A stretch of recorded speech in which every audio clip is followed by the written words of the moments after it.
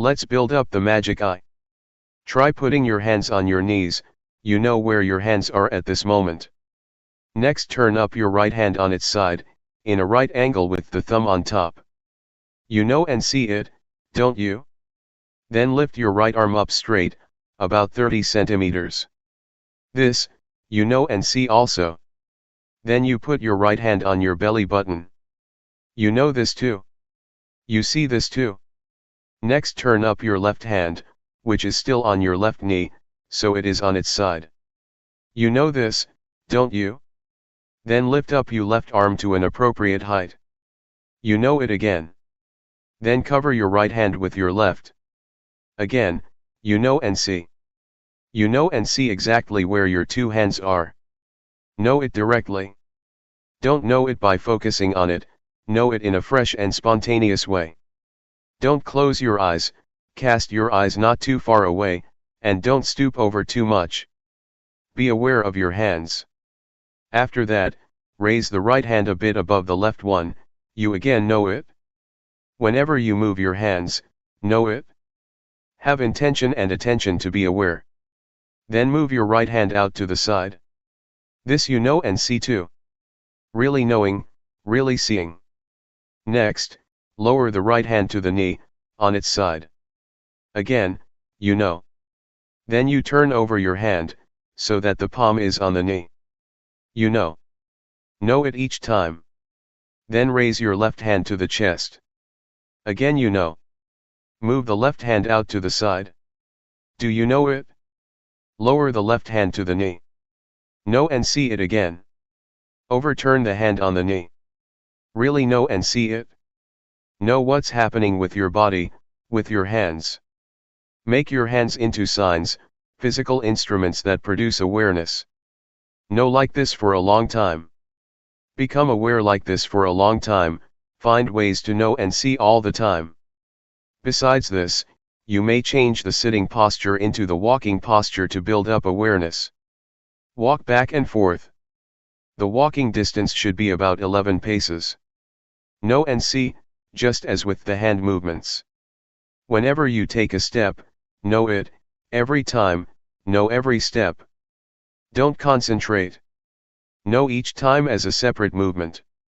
It is as if we count 1, 2, 3, but don't count. Don't inwardly repeat right, left. Don't recite any mantras. Just to be aware of the movement is enough. Know it directly. One shouldn't use reasoning or follow feelings of like or dislike. Experience the movement in a pure and spontaneous way. Don't be tense or overly determined. Let the mind be at ease, cheerful and clear. Be diligent to know. Keep finding ways to know, always. Things that can be known really exist. Wherever the hand moves, really know it. This is not knowing through thinking, it is knowing through experience. We build up awareness with intention. Be diligent to know many times, to know a whole day, many days. When you first set out, you might lose awareness sometimes. Never mind. It doesn't matter. Start again. You can know anew. Have you ever been with this knowing for a whole day? If you had time to train yourself to be aware like this for a week, would that be a good thing? So far, in our lives, have we been with awareness or without awareness? We must change the posture with awareness. Don't just change as soon as a thought comes up to change. Beware of thoughts to change the posture, don't let thought guide you. Let yourself be guided by awareness. Find ways to know and see like this more and more. We determine to watch. We know the body. Various conditions may arise that make us lose awareness. Determined to watch the body as it is moving. But there will be things that make us deluded. For example, feelings, painful feelings arise by themselves, they are conditions of the body. We don't go and look for them, they arise by themselves. See them, don't be caught up in them. Don't let there be a self in feelings, they are feelings by themselves. We have the magic eye now, we are the watcher. Now, and we are no more the one who is caught up. Whatever arises, we look. There is no I, in feelings. Watch and see. They are there, they exist by themselves like that. Whatever comes up, we are the watcher. That there is pain and aches is called Vedana, feelings, in Dhamma language. In ordinary language, we call it happiness and suffering. They are there, they exist together with Rupa, the body. This kind of suffering cannot be solved, it can only be diminished. Relate to these conditions in the right way. Don't get caught in them.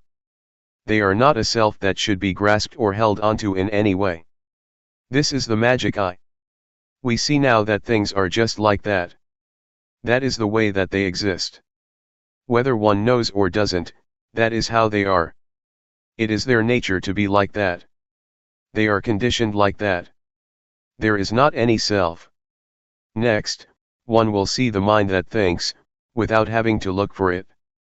The mind thinks by itself. It stealthily thinks by itself. We see it again. Don't get entangled in thought. Don't look at thought through thought. We possess the magic eye now. We just watch on and see things continuously. Then we return to look at the body. See the body as it is moving this way and that. As we're moving the hands with intention, as we're doing walking meditation, or when we're not moving our hands, when we're in another posture, watch it and see it. Become skilled in watching and seeing. There is just the one who is watching, one doesn't become the one who gets caught up in things. Before, we got carried away with the various conditions.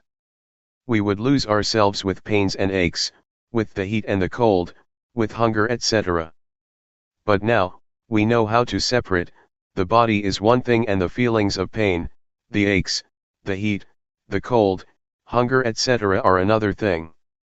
The stealthy thoughts about them, is yet another thing. The kind of thoughts that we don't intend to think. We see this now. Don't believe all of those stealthy thoughts. Don't go and follow all those sneakily arising thoughts. Don't let them fool you. Mistakes will arise from it. There are two kinds of thought, one is thought that we intend to think, another is thought that stealthily arises by itself. When we determine to watch the body, thoughts about this and that will arise. Don't be fooled by them. Don't let there be a self in thought. Look at the body that is moving, here and now. Deliberately make movements. Depend on the body as a sign, as a foundation, as a refuge. Just as when we stick to a post in the middle of flowing water. When we let go, we get swept away. Then we struggle to get hold of the post again. This is just the same, when unintentional thoughts arise, don't get deluded by those thoughts but come back to watch the body, as it is moving, right here. This is the magic eye. To watch like this. Be skilled in it and familiar. First stay with the body, you shouldn't go and mess with thought. It is just like reading a book, the more we read, the more we get involved in it, because we remember and we understand. Unintentional thoughts are one thing, deliberate thoughts another. Whenever sneak thoughts come up, we are aware. It is as if we oppose the stealthy thoughts. Whenever thoughts arise, know it in time. It means that we are teaching them. We can laugh at and ridicule the thoughts. As soon as we see the sneak thoughts, they stop. Those thoughts have no intelligence, they don't have power. But when we don't keep up with them, they become mighty and they pull us along with them. Sometimes there are various manifestations that arise together with thought, and they become a mind state. For example, restlessness or sleepiness. Or an uncomfortable, irritating mood arises. The mind gets concocted in various ways. Don't surrender to these things. Watch them. We now have the magic eye. Whatever happens to the body or our mind, we watch the whole lot. It is fun to watch, fun to see. There isn't much to it. Really look, more and more, and the conclusion will be that there is only just body, feelings, mind, and mind objects that arise with the body and the mind. Pains, aches, heat, cold, hunger, etc., are appear with the body, they are conditions of the body. The mind that thinks of this and that is appear with restlessness, doubt, sleepiness, etc. These things are conditions of mind. Watch them, see them. We have the magic eye now. The more we look, the more we see clearly. Watching and seeing is experience, it is a good lesson. The state of watching leads to skill, whatever we see, we realize. Before, we never discovered these things, we never saw. But when we discover and see these things often, we see clearly, just like seeing a person, we remember his or her face, and we know his or her character, that is a good person or a bad person, we know how to associate or not associate with him or her. We see what is what. The body, feelings, the mind, and mind objects are just rupa and nama, materiality and mentality. That which sits here and walks, is rupa. Thinking this and that, is nama. These two things live together, one cannot separate them, when they get separated, there is immediate death. The magic eye really discovers and sees this, so one realizes and truly sees things as they are. Materiality is a lump, but it is affected by heat and cold. No heat, cold, hunger, etc. Feelings and thoughts that make us get up, walk and move, that know, are mentality. These two things are together, sitting here is rupa, thinking about something is nama. The magic eye truly meets with and sees this, one realizes it. Before, we didn't realize it. We were deluded for a long time. We lost ourselves in the various conditions of body and mind. We gave into those manifestations that order things around, they make us laugh, make us cry, make us love, hate, and follow greed, aversion and delusion. We think that all of it is us. We are slaves, serving the various conditionings, we surrender to those conditions that order us about. Rupa, the body, is a lump which is a slave of nama. Whatever the mind compels the body to do, it does all of it. It says to get drunk, to smoke, to take a gun and shoot oneself, to hang oneself. To swallow poison, it does all of it. Just the body itself can't do anything, it can't do anything right or wrong. In moving the hands about, what is it that orders it? What is it that orders it to get up, to walk, to sit, to laugh and to cry, what is it that commands it? Right now, we discover and see who the instigator is. In fact, it is nama, who is the boss. Rupa, the body, is the servant. The magic eye comes to discover and see this. It discovers the truth. The truth is disclosed. Rupa is part of nature by itself, but it is subject to conditions such as heat, cold, pain, sickness and so on. Feeling and thought make it get up, walk and move. Nama is that which knows things. These two things live together, as said before. The magic eye sees into this. Things are revealed. Rupa is a dhamma, natural phenomenon, in itself like that, and there are various manifestations that are appear with rupa, for example pain, sickness, heat, and cold. Nama cannot experience it, but it has power. It is cruel and unfair to rupa. The body is already suffering. The body, by itself, has the nature to be subject to all sorts of circumstances such as pain, aches, heat, cold, hunger and so on. These are conditions that happen to the body. And in addition we go and have happiness and suffering on top of that. If the body doesn't feel heat and cold or hunger, it isn't a body. This is just the way it is. Before, we didn't see things like this, and we used to create suffering for ourselves with those conditions, we used to have a self in those conditions. When we come to realize this, we just let them be conditions, over there. We don't create suffering as we did before. They are not a self. Before, when we were hungry, we suffered. We suffered because of the heat and the cold. We took the affairs and conditions of the body to be suffering in the mind, and we took the affairs and conditions of the mind to be physical suffering. Both rupa and nama are not fair to each other. We assume that there is a self in all those things. As soon as we discover this, we let things be nature. There is no self in conditions. We can put things down and let go. Some things, we diminish, some things, we know, others, we let go of, we don't take them to be a self, as before. Know how to clarify and separate things. The ego really disappears. Now, we have gone beyond suffering, to some extent. Nama is feeling and thought, it is part of nature and it has different conditions that go with it, just as rupa. For example, sneak thoughts that cook up greed, hatred, and delusion, uncomfortable feelings of dissatisfaction, they color the mind, nama. They are not the mind, but they arise together with the mind. The magic eye sees clearly that those things are conditions of the mind, they are not the nature of the mind, they are just conditions only. When we don't realize it, they are a big deal. They have destroyed many people already. People who assume that there is a self in conditions, that it is I, who is angry, I am the one who is angry, and so one follows anger until people come to ruin, and a problem arises for society. The magic eye clearly sees into this matter and can really distinguish between those conditions and the mind. Originally, the mind abides in normality and is pure, but the various manifestations that arise in the mind, make the mind defiled and dirty. This is similar to clouds that obscure the moon, darkness appears and one doesn't see reality. It is like the saying of Angulimala, a bandit who lived at the time of the Buddha and became his disciple.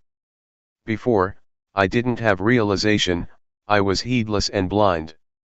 But now, I am no longer heedless as before, I have overcome blindness just like the moon that is freed from clouds. The magic eye knows how to separate further the various conditions that happen to the body and mind. They are things that are not permanent. Greed, hatred, and delusion, for example, are not permanent. We can no longer follow them.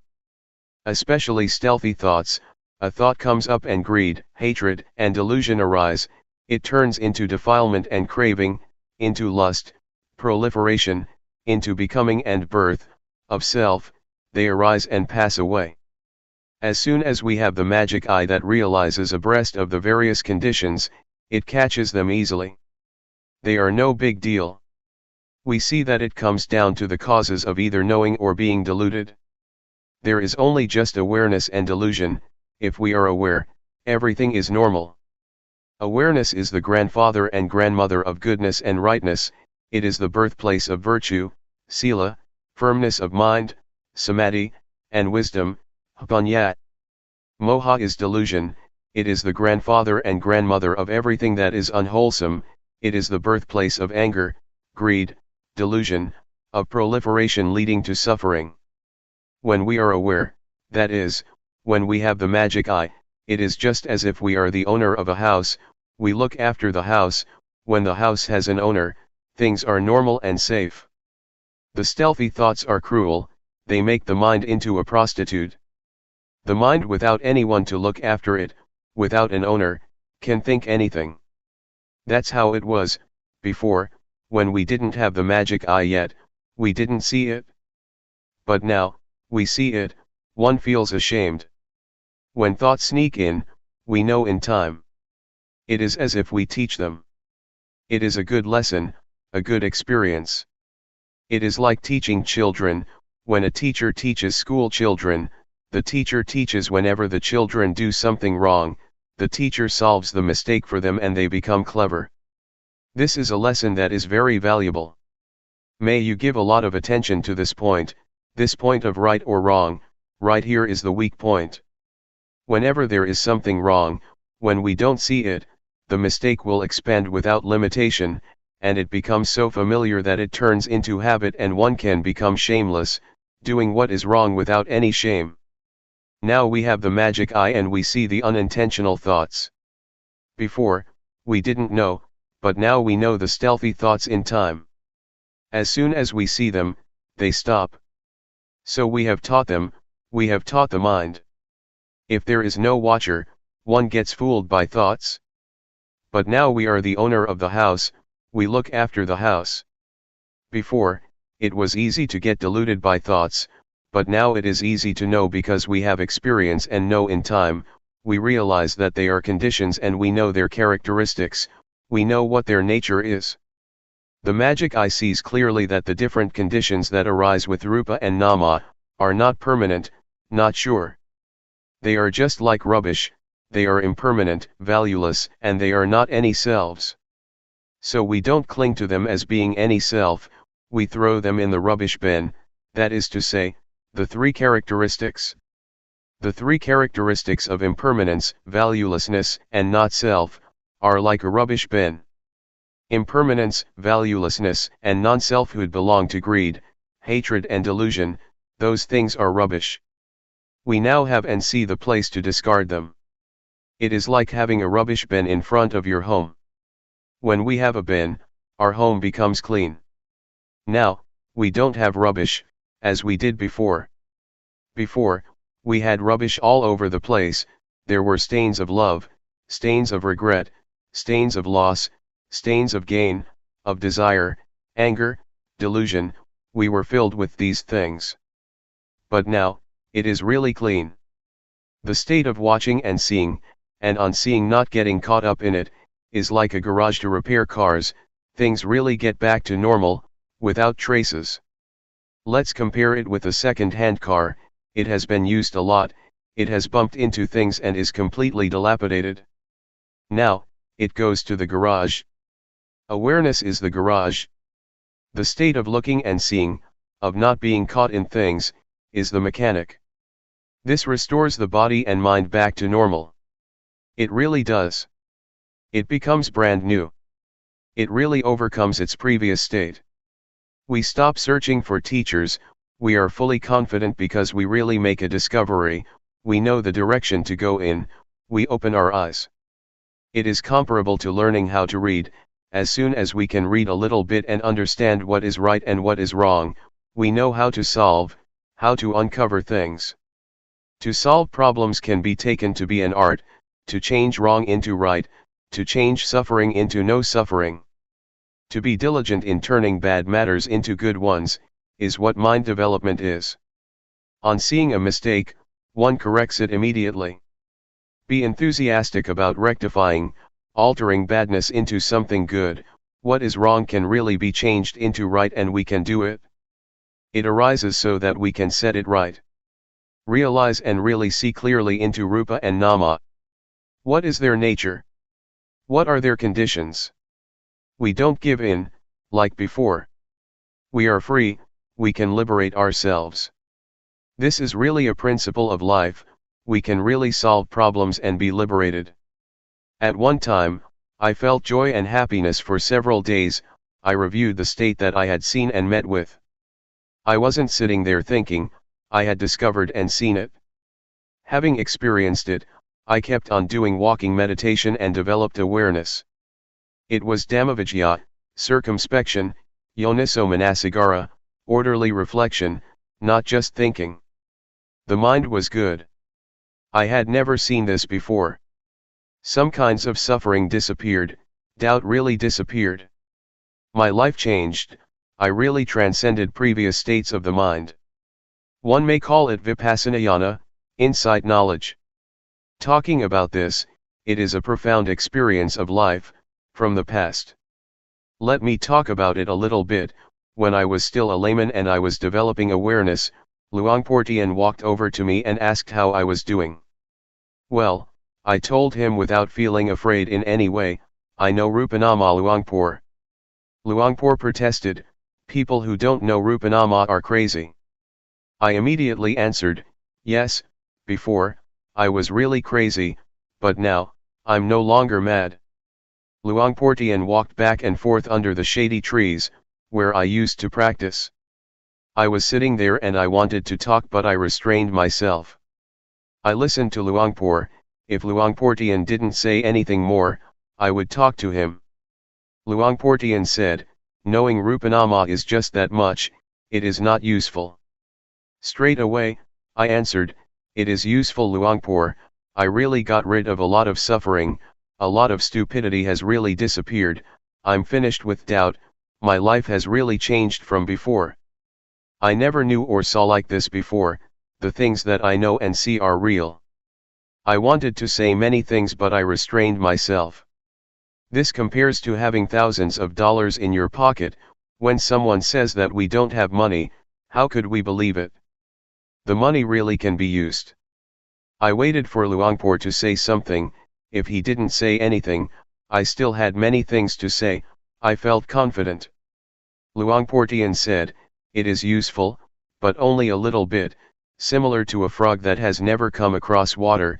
When it finds some water in a coconut shell, having struggled to find it, it can play and drink, but it's only just a little water in a coconut shell. If it's happiness, it's only a little happiness. If it's knowledge, it's only a little knowledge. There is still much more water in a pond. Your knowledge is just a little bit of basic knowledge. Do you really know?" I answered, "I really do." I was still a layperson at that time and I had never known or seen anything before. "If you practice more, wouldn't you know more than this?" "Yes, I will keep practicing without wavering, I won't practice any other way." Luangpor Teean taught many things. He said to do the rhythmic meditation and walking meditation faster than before. Work with the mind, watch the body with sati, awareness, watch the mind with sati, watch the mind with the mind.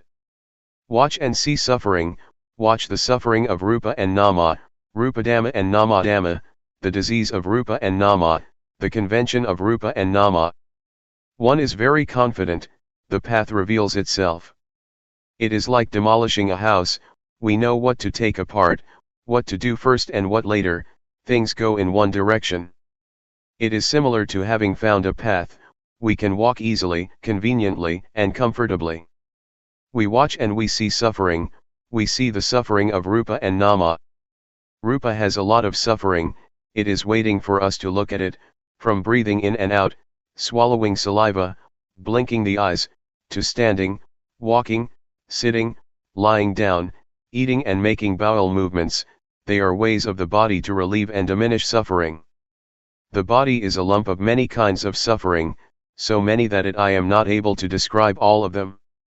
On seeing like this, one feels sad and has pity on the body, until tears well up. Before, I smoked cigarettes. How can one still burden the body by giving it cigarettes to smoke? I stopped smoking. This insight spreads effects to anger, desire and delusion, which create suffering for the body. The mind is suffering as well. We see the suffering of Rupa and Nama. The body and mind affect each other, they don't treat each other in the right way. For example, heat, cold, hunger and pains, create suffering for Nama, until one is unable to sleep at night, unable to eat, and sometimes diseases, pain, and even paralysis arise because one thinks a lot. All kinds of stomach disorders arise. Let me give an example. At one time, I went to teach the Dhamma in the north, 3 monks came with me. We traveled in an orange car. We had to sit in the back, squeezed together. It was summer and the weather was very hot. The driver stopped for a long time but didn't turn on the fan. The other monks complained that it was unendurable. One could see the suffering on their faces, they were sweating. I was sitting on one side and said inwardly, I can endure it, never mind, it's just like this. Someone who doesn't understand nature, nor the conditions of body and mind, is punished with agitation. There is suffering in the mind, there is a self in the agitation, one loses oneself in the agitation, until there is suffering. If we have realization and know how to separate Rupa and Nama, they don't have to affect each other. When we realize this, justice arises between rupa and nama. The state of seeing, the awareness that watches, is neutral, justice arises. Awareness is the source of all goodness, the market of goodness. Justice has to arise from us first, it would be difficult to find justice externally. The magic eye sees like this, and it is just as if rupa and nama are not going to oppress each other anymore. They go their separate ways, from that moment onwards until now. We realize the nature of rupa, we know what the conditions of rupa are, we realize what the nature of nama is, we know what the conditions of nama are like. We review the things that we know, this clarifies things and we can really be free. This penetrates down to the diseases of nama and rupa. The diseases of the body and the mind are innumerable, this gives rise to a strong feeling of disenchantment for suffering. One clearly sees suffering and is able to get out of suffering. The body and the mind act, they do good or bad, because of this rupanama, they abandon evil and do what is right, because of this rupanama. Real confidence arises about this. Another thing is rupadhamma and namadhamma, it is their nature, it happens by itself, nature reveals itself. Wherever there is suffering, all of it is revealed. We know all around. Now, we see the state of life, it is a principle. There are right and wrong principles. Before, we used to believe all sorts of thoughts, for example, knowing what merit is through thinking. Thinking according to what people say, thinking that one gets merit from this or that, from something external. Sometimes, making merit is just a matter of rituals and praying, something external, and the fear of doing evil is just thoughts about falling in hell, or becoming a hungry ghost, a demon. But now that we have discovered and seen things, we abandon what is evil and do what is good, that's what we use the body and mind for. Doing good has a good result, doing evil has an evil outcome. This is what religion is, religion means oneself. Not thinking, doing, or speaking evil things. If anybody still thinks, does, or speaks evil, it means they are still without religion, even though they may say, Buddhang saranang gacchami, Dhammang saranang gacchami, Sanghang saranang gacchami. I take the Buddha, Dhamma, and Sangha, as my refuge. This is talking like a parrot, those people still don't have a religion. Merit or wholesomeness is the mind that is good, the mind that has realization, that really sees things, that is wiser than before. The magic eye sees like this, it experiences things like this, there is no need to ask anybody whether one gets merit or one is doing evil. It is similar to having eaten one's fill, do we go and ask someone whether we are full yet? We can answer that ourselves, there are no questions, only answers. Others can't give the right answer, we have to answer ourselves.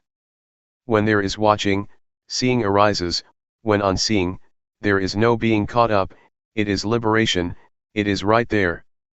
The various kinds of suffering let us know. Relate to it in the right way, some kinds have to be diminished, others have to be known. Before, we didn't have realization, we thought that all of it was self. In reality, things are, just like that. It takes a lot of trouble and misunderstanding to come to this insight. When the magic eye is there and one really sees it, one really awakens from suffering. This is called Buddha. Literally, the awakened one. Now, we have reached Buddhism, the mind knows and awakens from suffering, it is not asleep, it is not deluded, it is not heedless, it is disenchanted with the mass of suffering of the body and the mind. Greed, hatred, and delusion, don't have a foundation anymore. One sees the path, sees proof, what is true and what is false. The magic eye clearly sees like this and joy arises, it is just like we have completed some job successfully, it is only natural to feel proud. The truth is revealed, nature teaches, the time has come. One penetrates convention, which is very different from these words. It is an appearance, like light destroying darkness. That's what happens, at that time. Convention cannot remain, it is seen and penetrated. One inclines to the direction of freedom from suffering, One might say, whatever goes in the direction of suffering and delusion, collides and goes to pieces, that's what it's like. Seeing convention means to see that things fall in the hands of I, all kinds of stupidity and delusion abide in the forest of convention. That's what the magic eye sees, nothing can conceal it. This really dismantles foolishness and illusion from the mind. Both body and mind are really light. Similar to carrying a heavy load many days, a long way, when someone takes the load off our shoulders, we feel so light that we can hardly stand on our feet. The mind is so light and empty, that it seems that our feet don't touch the ground when walking. Body and mind really feel light. Stupidity, foolishness, and delusion are shattered, even before we've started to use reasoning, they just drop off. It is like spotting a wild animal, as soon as we see it, it sees us, and it runs off without us even chasing it away. There is an enormous amount of convention, the world is full with it. I'm not able to describe all of it. Material things, words, fame, convention takes it all in. It is real in the ways of convention, but not real in the sense of ultimate meaning, paramatha. There is a self in all of this convention, my love, my hate, my gain, my loss, my likes, my dislikes, mine, yours, I'm better than you, you're worse than me. I and you, it's full of it, until it becomes clinging, and discord, arguments and fights arise between mine and yours. One loses oneself in convention. One thing is assumed and liked by some, but disliked by others. Sometimes we say good, sometimes we say no good. Having made a supposition, there is fear, or there is boldness. There are all sorts of conditionings, inside as well as outside, the world is full of them. It covers the minds of those who don't have realization and don't genuinely see. In the past, I was a superstitious healer. I had learned many incantations. I used to recite them all night. Still, that wasn't enough. I had to recite some chants as the occasion arose. If somebody wanted me to chase off a ghost, I had to chant the verses for chasing away ghosts. If I didn't recite, I wouldn't be fluent. Some incantations, I had to recite until I became as big as the room and my skin became tough. If on reciting, I didn't become big and my skin didn't become tough, I couldn't stop and should recite more fluently. I was really going for it. I thought I was a special person, but in fact, it was all just madness. In the past, I had tattoos all over my body, but they were red, you can't see them. If they had been black, I probably would be a statue of foolishness.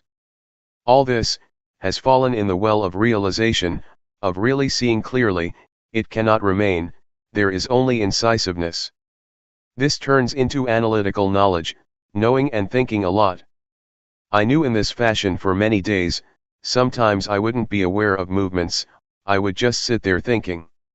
It is a kind of joy and happiness that is hard to describe. I never knew like this before. When there is realization and real liberation, one goes for the knowledge and happiness. But I had heard Luangpor Teean teach after the morning and evening chanting, which I applied to my practice. He taught that when there is knowledge, don't be the one who has knowledge. When there is happiness, don't be the one who is happy. Watch and see it, don't be the one who is caught up. This is an excellent principle. It is a formula that lets one pass anything. One could compare it to a freeway, highway, or expressway. One can pass all the time, there are no traffic jams. Whatever one meets and sees, that thing tells us what the truth is. Both rightness and mistakes tell us. One sees suffering and so one can be liberated from suffering. On seeing what is wrong, one knows what is right. Seeing one's foolishness, cleverness arises. One really experiences and sees it. The state of watching and seeing is something excellent, there is liberation in it. For example, we see a snake, we don't get bitten by the snake. We see suffering and delusion and we become clever, not stupid anymore, and there is confidence. Seeing convention, objective matter, ultimate meaning, paramatha, and changing conditions, as I described earlier. Before, I would derive something good from other things, externally. But on really seeing and clearly knowing things as they are, it is like life is under our control and we use the body and the mind in the right way, so that we proceed to the complete ending of suffering. This accords with the words of the Buddha, who said one who studies and practices, will really know and see the Dhamma that should be known and seen. In proportion to one's practice, the results of practice are not limited by time. The magic eye watches from the beginning. It is supportive because one is clever. It is comparable to studying at school. A kid is clever and finishes elementary school, he or she enters high school, and because of being clever, he or she studies on at a university. Or compare it to a skilled workman. He has his good, old saw, hammer and chisel. He's been using it for ages until his work is an art. It is superb and he is well trained. That's how it is. There is cleverness from the beginning, from seeing Rupanama. On seeing, one doesn't go and be it. This truly is the way. On this path, one passes everything. It is the genuine path. One really has discovered the path. It is the realm of victory of a warrior, one may say.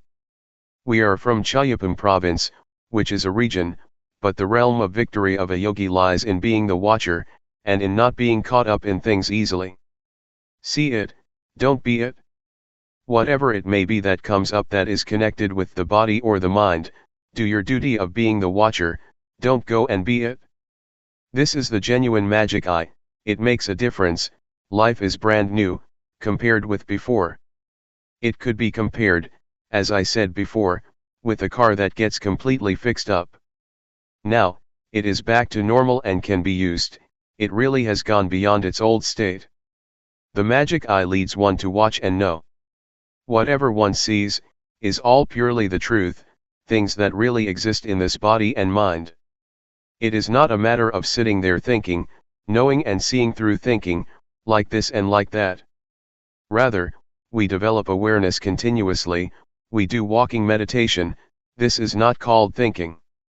The body, the mind, and the knowing come together in the state of watching. It is wisdom knowledge that knows penetratingly by itself. This is the power of wisdom knowledge. We watch and are well aware. Whatever we see passing, whatever we are free from, we know ourselves. And we know how we liberated ourselves. The things that we have discovered are like cheerleaders, just as with sport events. Or they are like provisions, these things that we have seen. This state of watching is a fundamental principle, from the beginning, discipline, through to the end. It is a very high level, just like studying well. Having finished elementary school, one goes on to high school and then easily up to university. That's the way it is. There are also people who don't know. They say that they know many things and they can talk well, but the way they express themselves shows that they don't know. Their actions and the way they talk indicate ignorance. They just know from memory. This is not high class and they don't get anywhere. Recently, there was a project to ordain more than 10 boys as novices, during the summer, and then to let them study further at a high school. They stayed for a year and then one of the novices was sent back to the monastery. They said he couldn't read. He had finished elementary school but couldn't read. No matter how they tried to help him, it didn't work. So they sent him back. He couldn't go, even though he had somehow managed to get through elementary school. He didn't make it. Some practitioners of Dhamma may be like that. They can't make it, they are still fooled by conditions, they are seized by Mara, the personification of evil.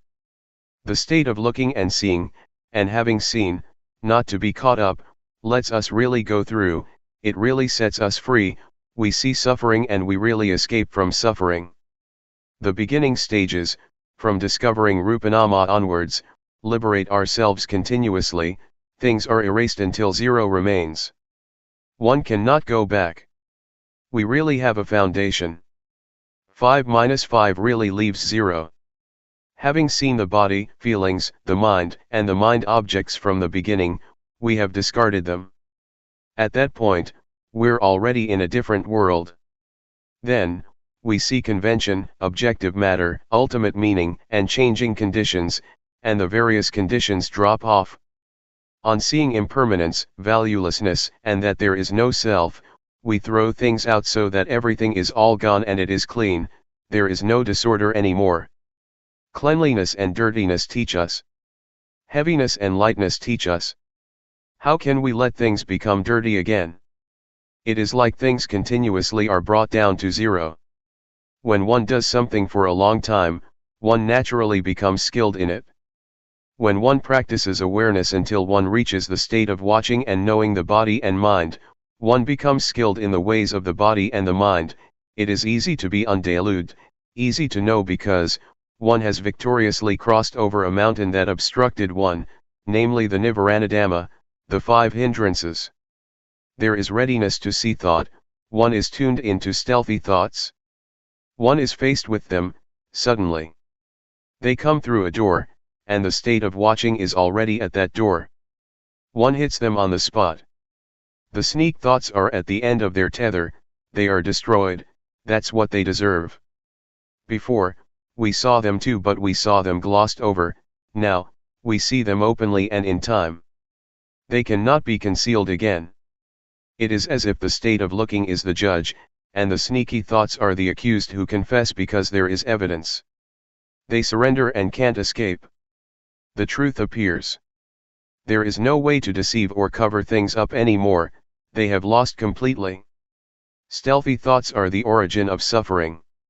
Conditions have deceived us for a long time, we only just found out now. This may be called a victory in life, it was a profound experience in my past. Let me talk about it a bit. At that time, I was sitting in my hut, close to Luangpor Teean's hut. This hut was made from the wood of a coffin, the paper was still stuck to the planks. It was made into a small hut. This really is the profound past of my life. At the Budayana forest, a monastery in Loei province, almost 30 years ago, people were practicing very diligently. After the meal, we would take our bowls mindfully back to our huts, we would look after ourselves. When sitting in the hut, we would leave the door half open, that's what Luangpor Teean told us to do. Someone who closed the door of his hut, was assumed to be taking a nap in the daytime. When Luangpor would come by, he didn't dare to knock on the door, being afraid that the person inside would be asleep. These are meaningful memories of my life. The magic eye discovers and sees the stealthy thoughts, and the sneaky thoughts are the loser, they fall apart. It is a bit like bowling, I saw on television how the ball scatters the pins about. It is similar to that, the whole region falls over, they affect each other. The I, that used to exist in sneak thoughts disperses like a little wave. It is similar to seeing convention, suffering, foolishness and doubt drop off. Anger, desire, and delusion are pacified until hardly anything remains of them. That's what they deserve. Anusaya, latent tendencies, habits, stealthy thoughts, and proliferation shrink back, it is the destruction of everything that is not right, there really is no lingering to all that. Thoughts that arise stealthily are very dirty. Before, we could think anything, and we did, thinking without any sense of shame, caught up in stealthy thoughts like a madman. But now, we see that unintentional thoughts are very dirty, very gross. If we compare it to an offender, this is the number 1 culprit, as for actions of body and speech, they are culprit number 2. I used to think that thought is something refined, before. Whoever doesn't see it can think anything. Thinking completely shamelessly, thick-skinned. Now, we see the sneaky thoughts as the root cause, that is to say, delusion, moha. It is the grandfather and grandmother of everything that is bad. Because of thought there is concoction, anger, desire and delusion, defilements arise, craving, lust, ill will etc. I have said many times that there are 2 kinds of thought, namely, intentional thought, this is vijja, knowing, it is wisdom. Stealthy thoughts, the second kind, are avijja, not knowing, delusion. When seeing like this, it is as if the mind has escaped from fog and clouds, the mind is pure. When thinking, one thinks specifically and orderly about a particular matter, one thinks with a pure mind, there are no moods interfering. Life is crystal clear, each thing is exact. One may as well say that the mind has been tamed, it doesn't rebel and it is not wild, as before. There is a change in the mind, at this point. The mind is on a higher level than before. At this stage, I could say to myself that I am a human being. Before, I used to be a man who would have ups and downs. I would be affected by everything, the mind would get carried away with all kinds of conditions. But now, it can no longer be like that. This is what it means to be a human being. Being over-serious and tense, the mind that goes up and down, these conditions are worthy of being fed up with. I feel ashamed of those states of mind. Putting it another way, at that time, I was an angel because I had a sense of shame towards myself. I didn't dare to do, say, or think bad things. Even though somebody else might not see it, I would see it myself. I am ashamed of evil, of unwholesome things. Angels came to help me, not the angels in the sky, outside of me. This kind of angel came to support me, it helped me not to have troubles and suffering. I was a god, because I had only loving kindness, compassion, sympathetic joy, and equanimity. The mind was full with love and kindness, without limitation. The mind was stable, not shaken, like a solid rock that doesn't tremble in the wind. Now I have a home. I am the watcher. It is a victory that is safe. It is the peak of being a human being. I closed the doors to bad destinations. I can guarantee that I'm not going to be a hungry ghost, a thick-headed demon, a hell being or an animal. Now, I have a refuge, life is stable. I am definitely a human being, the mind is exalted, like someone who is on a high place, he or she is able to see people who are lower. We've trained the mind and it really is finished with its wicked tricks. The mind is exalted. Being born as a human being is a great gain. It is a great gain because we can train ourselves to be aware, until there is no more sneak thinking to be found. This arises from training oneself. It is not as if we are a human being as soon as we are born. When one takes ordination as a monk, a senior monk asks in the ceremony, "Are you a human being?" The candidate answers, "Yes, sir, I am a human being." Before you can be a monk, you have to be a human being. One has to train oneself well, until the mind changes, then one has a foundation and one has the right to ordain. One doesn't act, speak, or think in evil ways. I dwelled in the state of normality for many days, before I knew that I had sila, virtue. I knew it after I had it. I saw it because it was there. It is not knowing through thought. I made contact with virtue, samadhi, firmness of mind, and panya, wisdom. Both the body and the mind are in a state of normality. Normality of body, speech, and mind, is what virtue, firmness of mind and wisdom is. The body is normal. The mind doesn't have highs and lows. Wisdom is to understand conditions thoroughly, from knowing rupanama onwards. One overcomes proliferation, really being liberated from it, it doesn't come back again. It is like we have a good job and enough money, there is no hardship as before, no more struggle and endurance. Virtue, firmness of mind and wisdom, together with the angels and gods, all come to aid. Someone who is angry, who has desire, is deluded or is suffering, is a poor person. It is like that. Even though I was doing walking meditation and building up awareness, it all came together in just being the watcher and the knower. It is the same seeing. This is the eye that sees the Dhamma. At this stage, one has escaped from danger, on one level. The hindrances, delusion, and restlessness don't come to bother one is going towards having virtue, firmness of mind and wisdom, fully. The state of watching and seeing, and on seeing not being caught up, is the path. This is what it means to live the spiritual life. Purity arises, virtue is pure. The six senses, i.e., the eye, ear, nose, tongue, body, and mind, become composed by themselves. One doesn't have to sit with the eyes closed in order to get away from something. While doing walking meditation or standing, one can have a mind that is firmly established, samadhi. One advances to the state where there is only just watching. One is no longer a servant of conditions. There is the unconditioned, visankhara. This is something different, it's another world.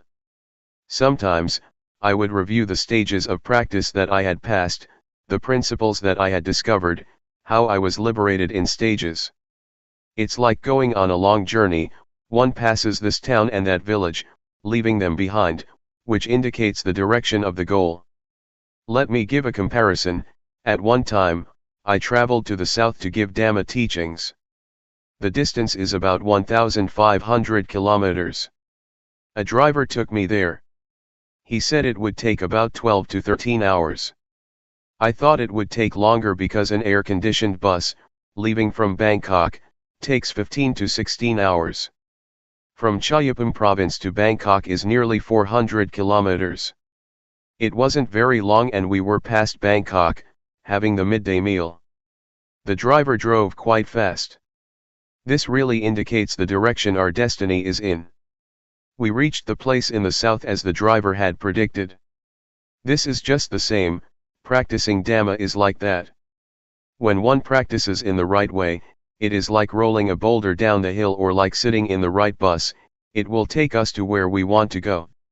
It is really safe, one really experiences merit and wholesome things, one really shuts the door to bad destinations, one really continuously overcomes dangers.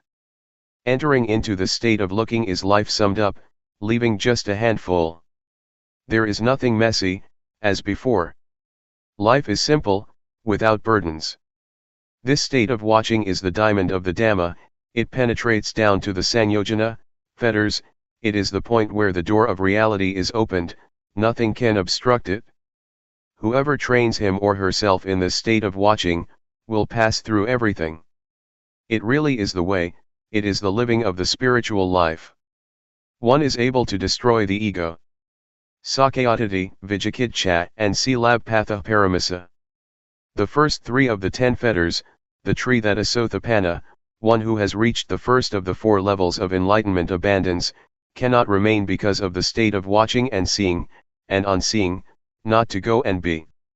The destruction of the ego is another level of coming down to zero. The mind certainly undergoes a shift, compared with before. One respects oneself. One really is a noble one.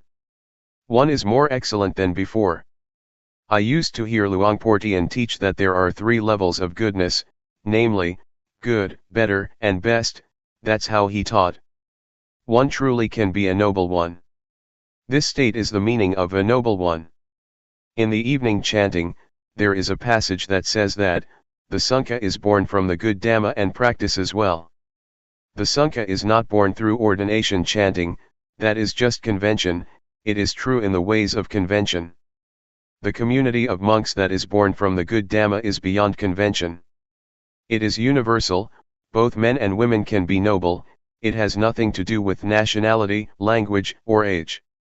To be born from the good Dhamma means one trains oneself, to be aware until one reaches the state of watching, this is the door of the good Dhamma. When the state of watching is well cultivated, one is far from enemies, far from defilements. When compared to traveling, one goes further and further away. One leaves anger, desire, delusion, and suffering behind one. This is called a noble individual because one is far apart from those things. One could say that being or losing oneself in those things, has ended. To stir up the mind to be angry, have desire, be deluded or suffer again, is not possible. It is like being violated. Suffering is wrong, it is non-suffering that is right. One can neither suffer nor does one take it on. Not even a tiny bit. This is the noble individual, the one who is removed from enemies. Suffering is an enemy to life. One is far away, one is not stained, there is supreme sila, supreme samadhi, and supreme panya. There is complete normality, which is the standard of life, one may say. It is the freedom of life. It is nature. Nature is what remains. Proliferation is all gone, it has turned into purity. One steps towards victory, the time has come. Things have become easy, whatever we watch and see, finishes. There is nothing stuck in our minds, zero. Things drop off, we don't want them, there is only emptiness. Taking the mind as measure, when one has desires, it shrinks up all the more, it is all the more deficient, but when it is empty, the more full it is, the more perfect, the more sufficient. It is like the saying of Ruttapala, who was an arahant, fully enlightened one. He said, "The world is by nature unsatisfying, there is no fulfillment, and people are slaves of desires and defilements.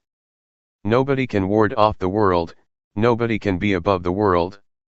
The world is form, sound, smell, taste, touch and mental objects. The eyes, ear, nose, tongue, body, and mind are never content. Who can find fulfillment and satisfaction from form, sound, smell and taste? And whoever hopes to be in control of happiness and praise, will be disappointed. Don't claim to be the owner of things, because when things are separated from us, you will suffer, feel bad and be broken-hearted. We have the opportunity to become skilled in studying our life, it is the art of extinguishing suffering. It is like walking on a smooth path, not bumpy. Now we have come to a point, where it could be said that there is friendship in our lives, it is the standard for our lives, one cannot return to that state of bumpiness anymore. It is genuine experience. This is not just sitting there thinking about it. When reaching this point, things come together as one. It is the state of watching, it is wisdom knowledge.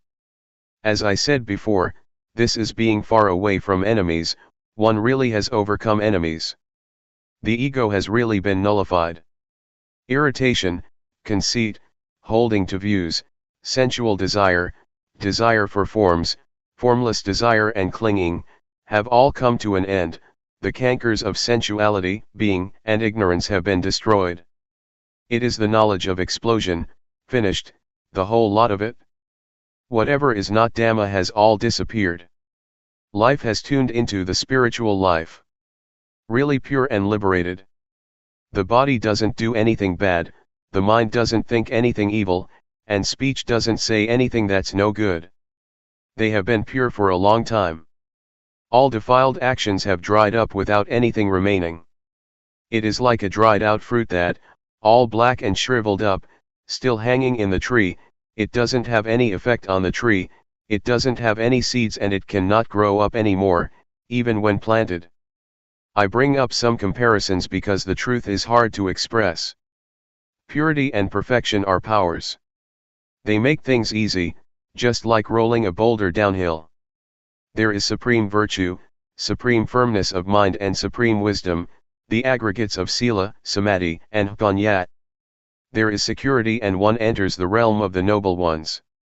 It is the superb path, the exquisite path. It is not knowledge, it is not reasoning, it is beyond reasoning. It is as if things are dispelled, there is reflection on the Dhamma, it is dispelled and joy and happiness remain, that also is dispelled and the knowledge of equanimity is what is left, that is dispelled and there is not any self anymore. It is the remainderless extinction of perception, one cannot find any perception, not even a tiny speck of it. Talking about emptiness, this is emptiness, talking about fullness, this is fullness. It is full of nothing, and it is void of all kinds of having and being. It is comparable to a flood, the flowing water sweeps the rubbish away from the streams and canals until it is all gone, one attains to the knowledge and fruits of practice. It is nature, it is the law of nature. It is like green bananas ripening and becoming yellow, the astringent taste turns into a sweet taste. This is nature, this is the law of nature, it has nothing to do with reasoning. One doesn't know exactly how the lock is opened, it is the Dhamma, it really is the law of nature and it is beyond speculation. It is as if the body, feelings, perception, volition, and consciousness have a job, they have their duties and they are diligent at doing their duties. But it is a job that is bound to fail, just like little children playing with sand, they are diligent to build sand castles but it won't be long and they are destroyed. But now they work together, they stop together, they come to a halt at the same time and everything returns to nature. The body, feelings, perception, volitional formations, and consciousness go back to nature, there is a separation, they go their own individual ways. At first, one still tries to connect them but it is no use, it is like trying to connect two different things with each other, it may look like they are connected but they are not, they are separated, they have returned to nature and they can't become one, in the same way that a rope that has been cut can't be put together. There are just movements left. It is the end of self. There isn't anything further to do. I reviewed the stages of practice, I was quite skilled in them. It is the art of life, more so than any form of art in this world. It is the state that is beyond birth, aging, sickness and death, it is the final destiny of life, all forms of life must reach this point. It has been worthwhile that my parents have raised me, that was in order for me to come to this ultimate goal, right here. It has been worthwhile, all right? This is not sitting there, figuring things out. To be in that state, is not the same as knowing it.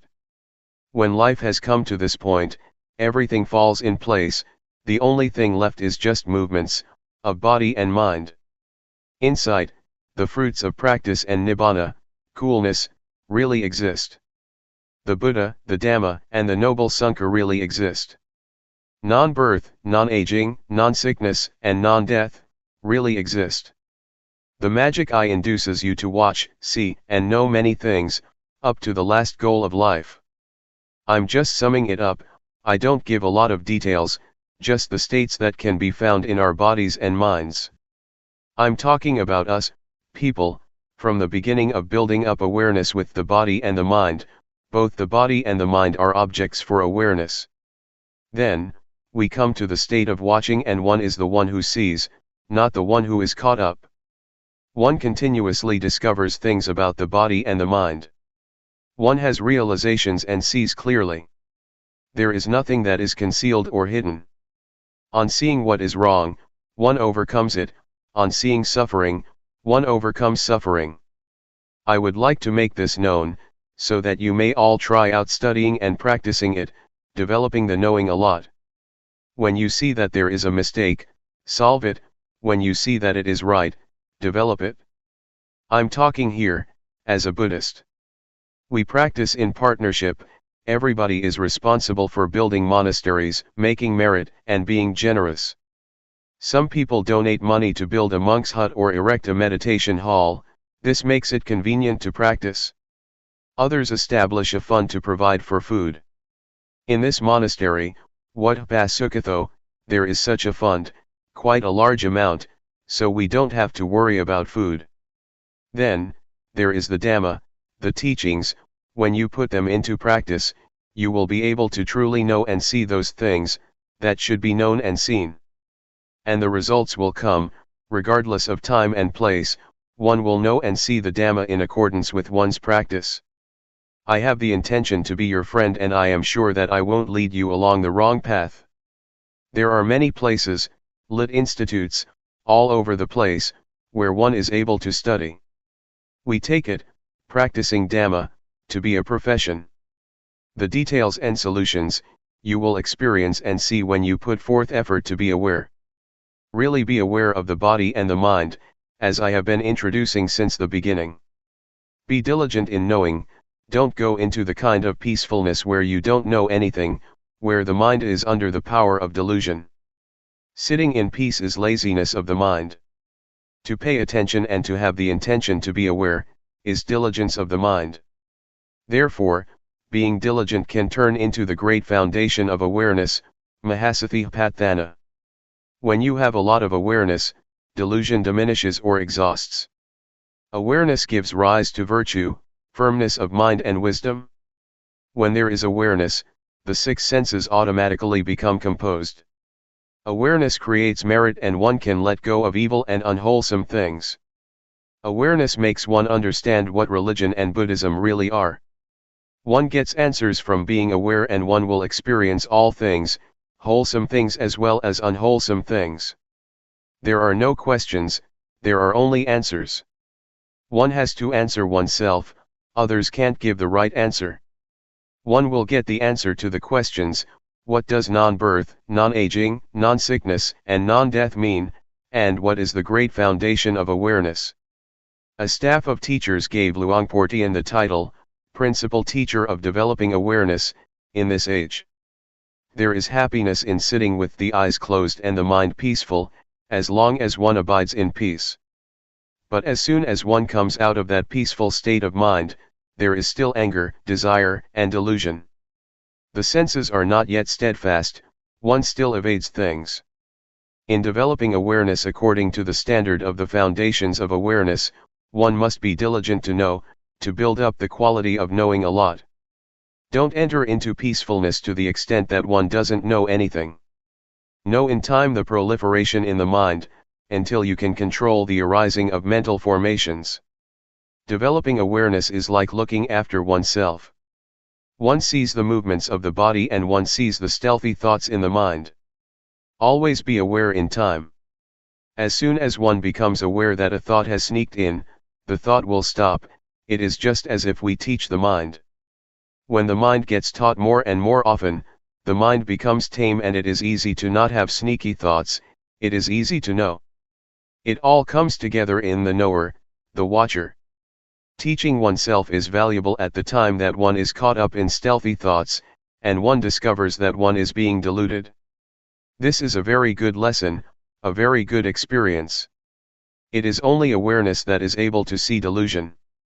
It is definitely not the kind of peace that doesn't know anything, peace under the influence of moha. Rather, it is awareness that makes one gain liberation. As soon as there is awareness, there is liberation there also. For example, one sees a snake and the snake doesn't get a chance to bite us. When awareness has been developed until one is skilled in it, one arrives at the state of seeing. This is the eye that sees Dhamma, that sees suffering, and therefore, one goes beyond suffering. According to the principles of the Four Noble Truths, one sees suffering and gets out of suffering, is liberated from suffering. Seeing the origin of suffering, seeing the cessation of suffering and the path leading to that cessation, works in the same way. In practicing Dhamma, no matter what technique it may be, it must be a way to develop awareness, to be aware. If there is no awareness, it is not called practicing Dhamma. To develop awareness is a universal principle, no matter what religion you may hold to, what nationality you may have, whether you're male or female, young or old, if you breath in and out, turn up the hand or raise the arm, and you're aware of it, we're one, we're the same. We know in the same way. This is where religions meet, at this point. Awareness has nothing to do with rituals. Awareness is awareness. It belongs to the one who is aware. Don't view it only as a form. Awareness is not the breath or the rhythmic meditation, these are only just ways to build up awareness. When we plant rice, we must wait as long as half a year to get results. But in developing, or planting awareness, we don't have to wait for even a split second, we know immediately. Breathing in, we know straight away, breathing out, we know straight away, raising the arm, we know straight away, it is to be known individually, we know it ourselves, we see it ourselves. We don't have to ask anybody, we can answer this ourselves. Developing awareness is to work on the perfections, 10 qualities that the Buddha accumulated before he was enlightened. It is the birthplace of all goodness. Awareness is compared, by the Buddha, with the footprint of an elephant, all wholesome things come together in awareness. Awareness is the real life, it is the present. If the present is good, the future is good. If the present is good, the past is good. Tomorrow exists but no one sees tomorrow, one can only see the present. The meaning of past lives does not refer to before we were born physically. Punyatha, an individual who has performed good actions, previously. Previously is the present. One doesn't have to dive into mother's womb and try to correct bad actions, done in previous lifetimes. The teachings of the Buddha are Hpajadthung, to be known by each person for him or herself, so one should be able to know and see, at this time. One does a good action now, one abandons what is wrong now. Whoever is aware abandons what is wrong, does what is good and purifies the mind. These three things are the teachings of the Buddha, summed up in the Ovada Padimokkha, a short but important exhortation by the Buddha. All of this can be found in us. Awareness is the body, speech, and the mind. Morality, the mind well established, and wisdom, arise at the body, speech, and the mind. Awareness is the source of merit and wholesome things. Merit and wholesome things arise at our very body, speech, and mind. Awareness is where insight, the fruits of practice, and nibbana are born. These things are to be found in the body, speech, and the mind. Awareness can close the doors to the bad destinations. The bad destinations arise from the body, speech, and the mind. To be aware is to be respectful to Buddhism. When one is aware, one doesn't say, think, or do bad things. There is no suffering and one doesn't oppress others or oneself. Whoever is aware has respect for one's parents and one's teachers. In having respect for and loving one's parents, children, wife, husband, brothers, and sisters, one is not a bad person, one does not speak, act or think bad things, and one doesn't have suffering, one doesn't create it for oneself, nor for others. To love and have respect doesn't mean to worry and think until one can't sleep at night. When one loves, one should be able to sleep. Don't think a lot and suffer until you're unable to sleep. Sicknesses will arise from it. You have a hard time yourself, and others, who have to look after you, are also burdened. To develop awareness is to make progress in all aspects of life. Your health will be good, the society will be good, the environment will be good, even the economy will be good, because of awareness. It changes what is bad into good and what is wrong into right. It changes suffering into non-suffering. And it even changes greed, hatred, and delusion into non-greed, non-hatred, and non-delusion. These are the results of awareness. When there is a lot of awareness, delusion will be reduced to the smallest amount and danger will come to an end. Life will enter the deathless state. It is eternal life, beyond birth, aging, sickness, and death. And this can be found in this very life. When everybody is aware, all people in the world will live together in peace and coolness in the twinkling of an eye, and everybody without exception will be happy. The excellent path for human beings. We can learn the course of humanity by using the body and mind as our scriptures, that is, to try and be aware while using the body and the mind. To study and watch, to know and see, by using the method of developing awareness as taught by Luangpor Teean Jidasubho, namely the rhythmic meditation of moving the arms, and the walking meditation. To intentionally make movements, in order to first see the body, which is coarse, and later on, to see the mind or to see thought, concocting things up. Let's compare developing awareness with a child learning how to write. When the teacher writes an A, or AB, on the blackboard, the child remembers it and can write it too. Studying and knowing about the body and the mind is similar. First, we have to train in awareness to see the body and mind clearly, then we will be able to use awareness well. We practice the rhythmic and walking meditation, in order to clearly know with awareness the movements of the body. When we see the movements of the body clearly, we will see the mind clearly also. We don't have to go and look for the mind, but we depend on watching the movements of the body, which will automatically take us to the movements of the mind. Keep watching the body all the time, try and watch with intention, acknowledge the feeling that arises at the time the body is moving, for example while doing the rhythmic and walking meditation. In one day, one can know many times. While being aware of the movements of the body, sometimes there may be many things that delude one, for example thoughts that arise unintentionally. Usually this happens when we're doing our best to develop awareness. Take it to be a lesson, an experience that comes to teach us something, to come back again to the body and re-establish awareness with the movements of the body. Delusion teaches us to not be deluded. For people who are peaceful by nature, it is easy to be aware and to have sati sampajanya. The practice of meditation places much importance on awareness, and always feeling oneself, realizing one's actions, because sati sampajanya is able to change what is bad into good, and what is wrong into right. One who is aware tends to do what is good, because awareness is the source of sila, samadhi, and panya. So, we find a method to study and understand our minds by watching both the body and the mind.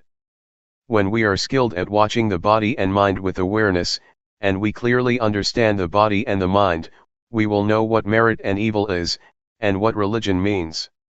We will come into contact with virtue, firmness of mind and wisdom. We don't just think about it, we experience it.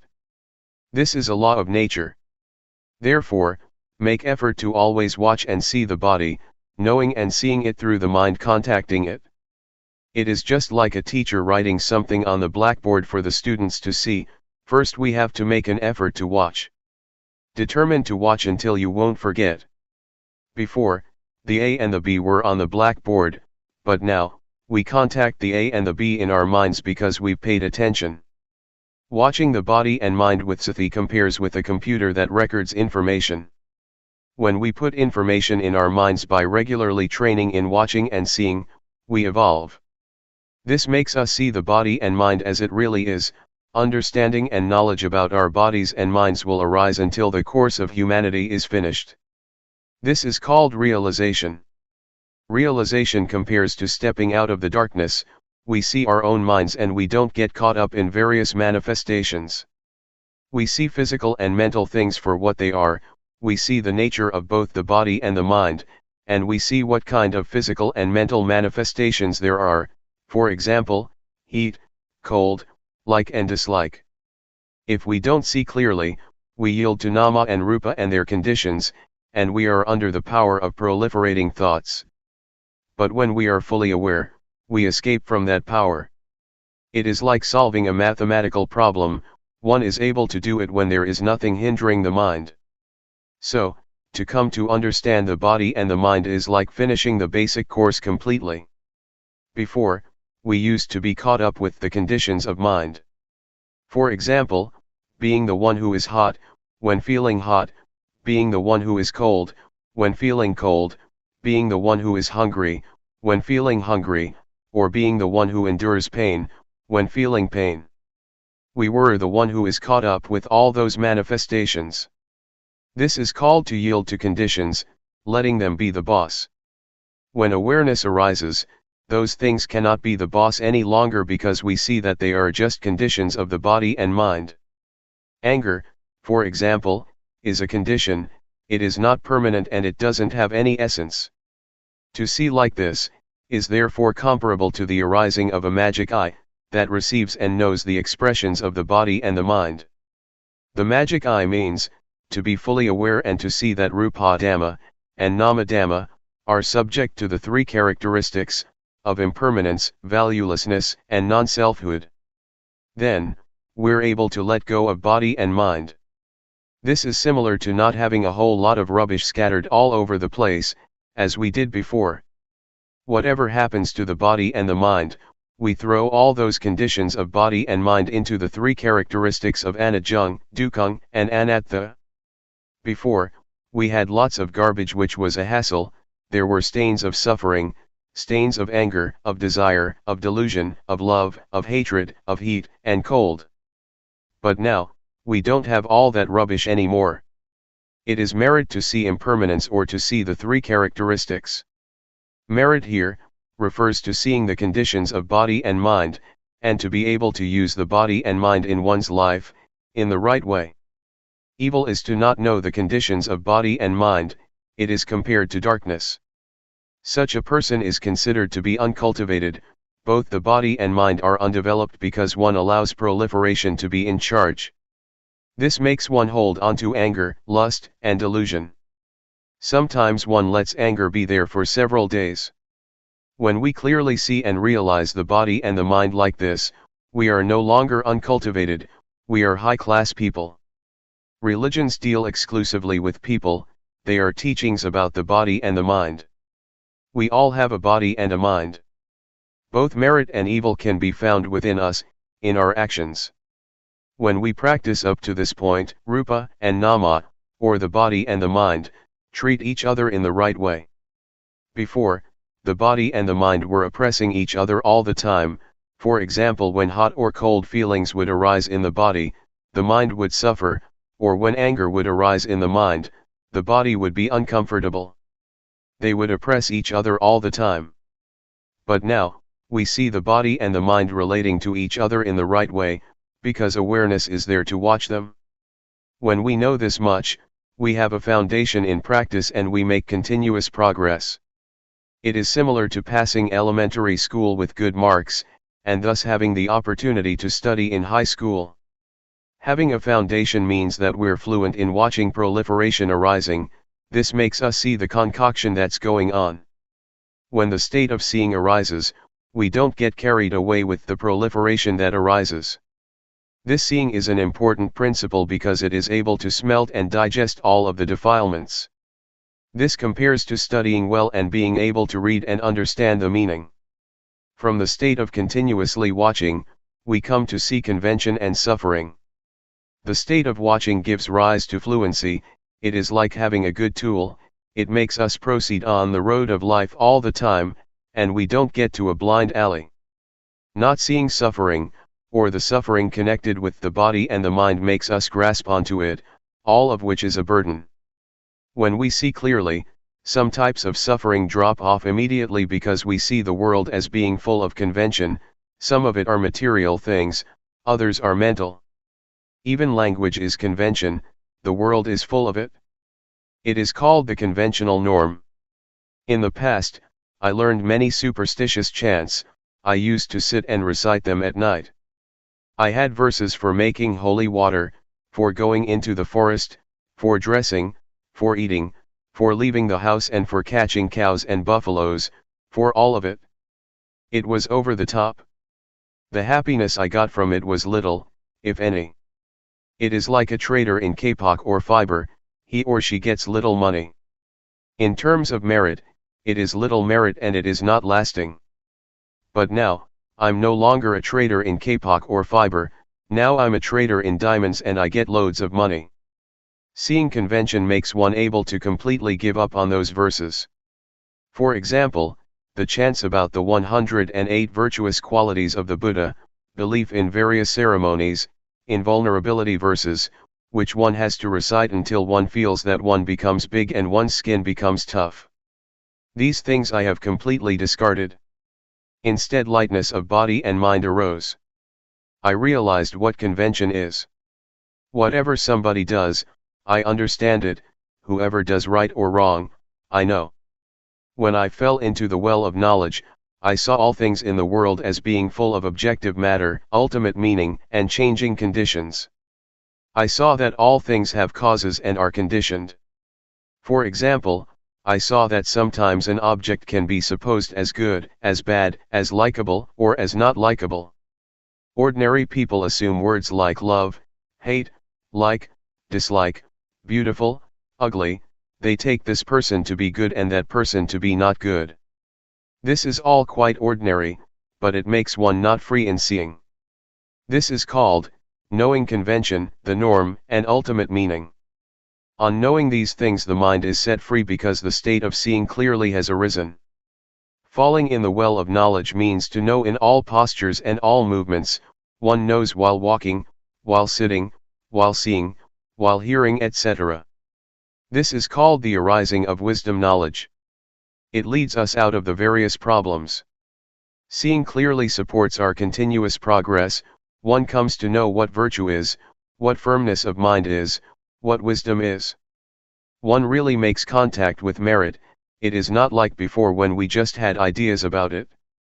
I can assure you that the mind that really experiences merit, doesn't fall in hell, is not a hungry ghost and is not a thick-headed demon because one knows what is right and wrong.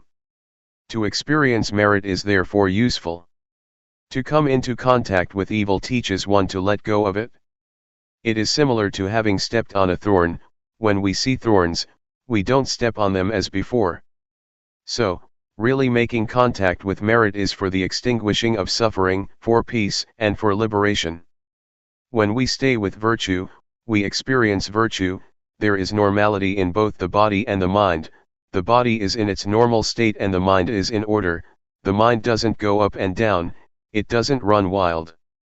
The state of normality of the body and mind is virtue, firmness of mind, and wisdom, thorough understanding, arising, which keeps purifying the mind and sets it free.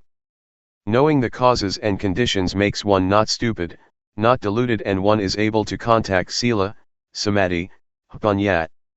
This is called the training in virtue. It is the virtue that arises from the path of practice. The state of watching and then seeing, and having seen, not being caught up, is the genuine path to overcome suffering. When one watches continuously, the mind will be purified. It is the living of the spiritual life. This is the way to come in touch with virtue. Always stay with this state. It is the training in sila. It is the virtue that melts and eats up the corruptions of mind, and one is able to let go of evil, do what is good and purify the mind. It can be taken that the training in virtue is really advantageous.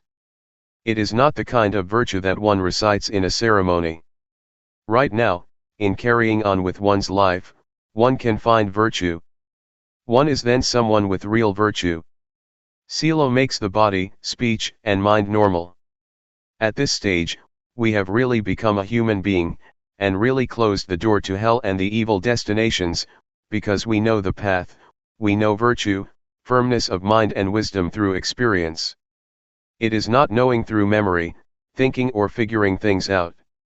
Rather, we meet and see, we experience sila, samadhi and panya, we experience the noble path and the spiritual life, brahmacharya, which is purity. Before, it was as if there was more than one person inside. One person was the watcher, one person was the thinker, and the one who made movements was still another person. But now, in the state of watching, all three come together as one. The state of watching arises, when developing awareness with the movements of the rhythmic and walking meditation.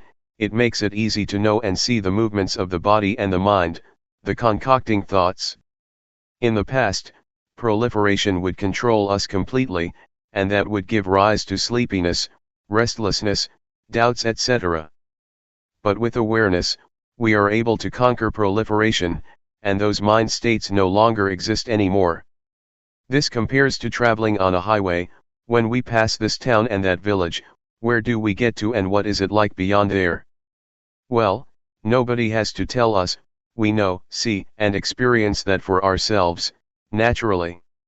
Next, one comes to know, see, and experience what angels are. Angels are people who are ashamed of doing anything that is evil. They don't dare to think evil thoughts, speak evil words, or do evil things.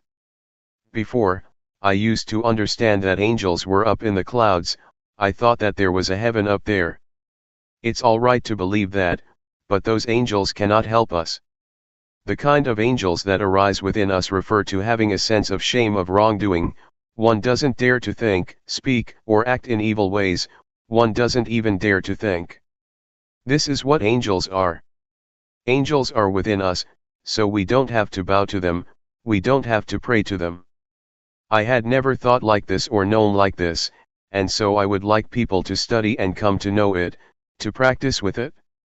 One day, as I was doing walking meditation, I thought to myself, this person probably doesn't know, that person probably doesn't know. I thought about my parents, my relatives.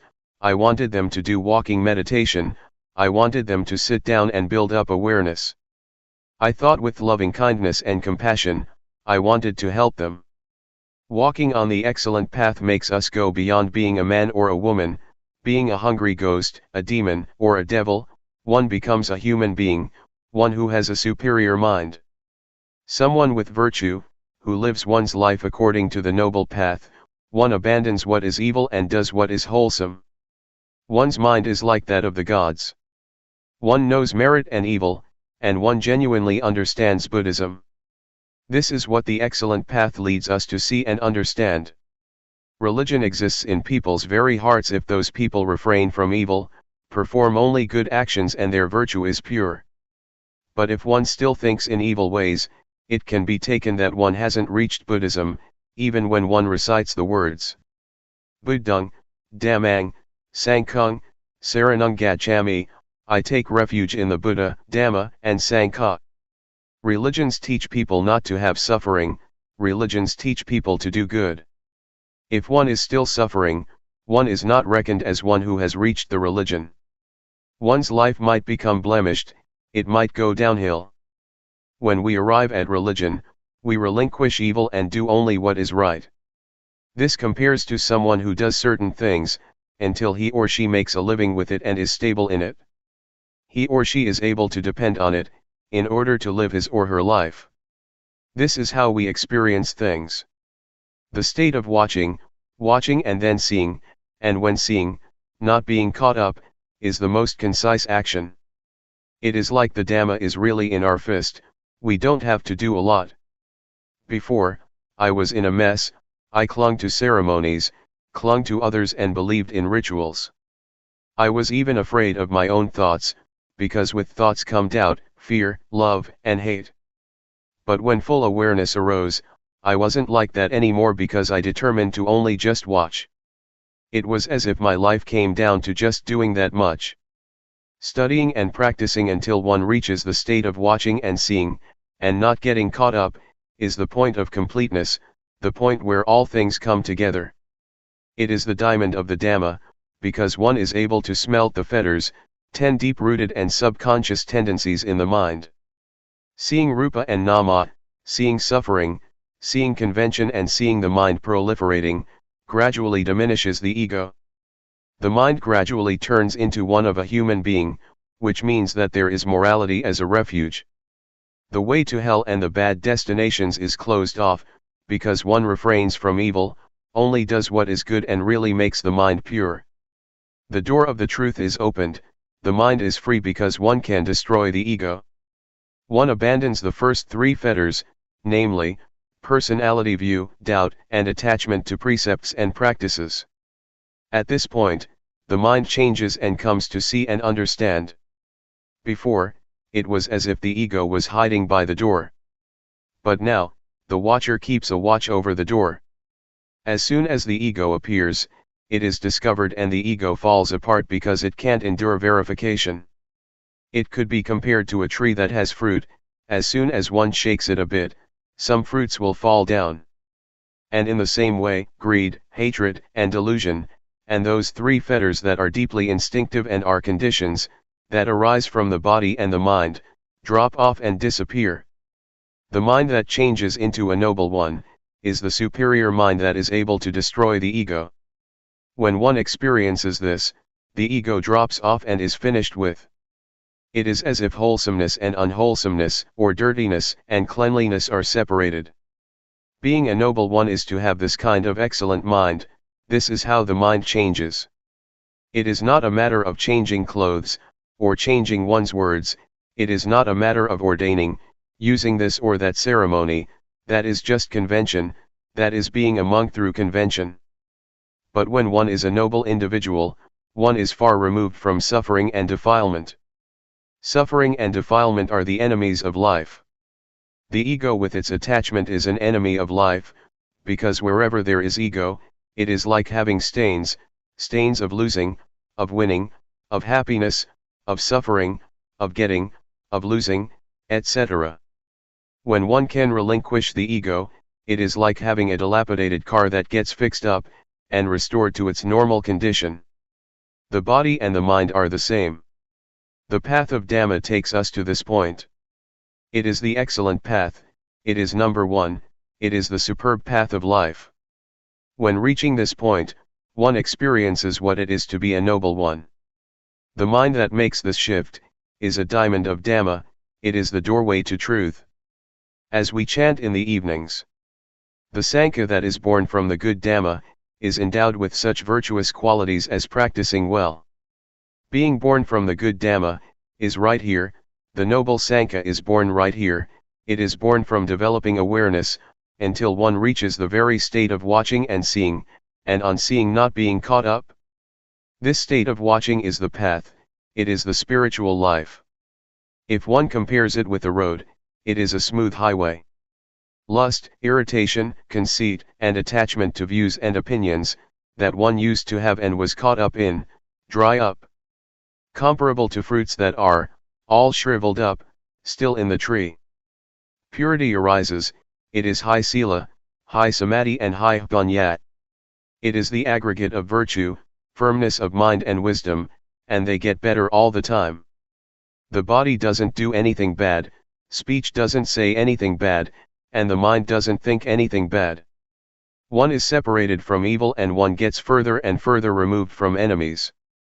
Suppose, before, we were driving very slowly along a bumpy road full of holes.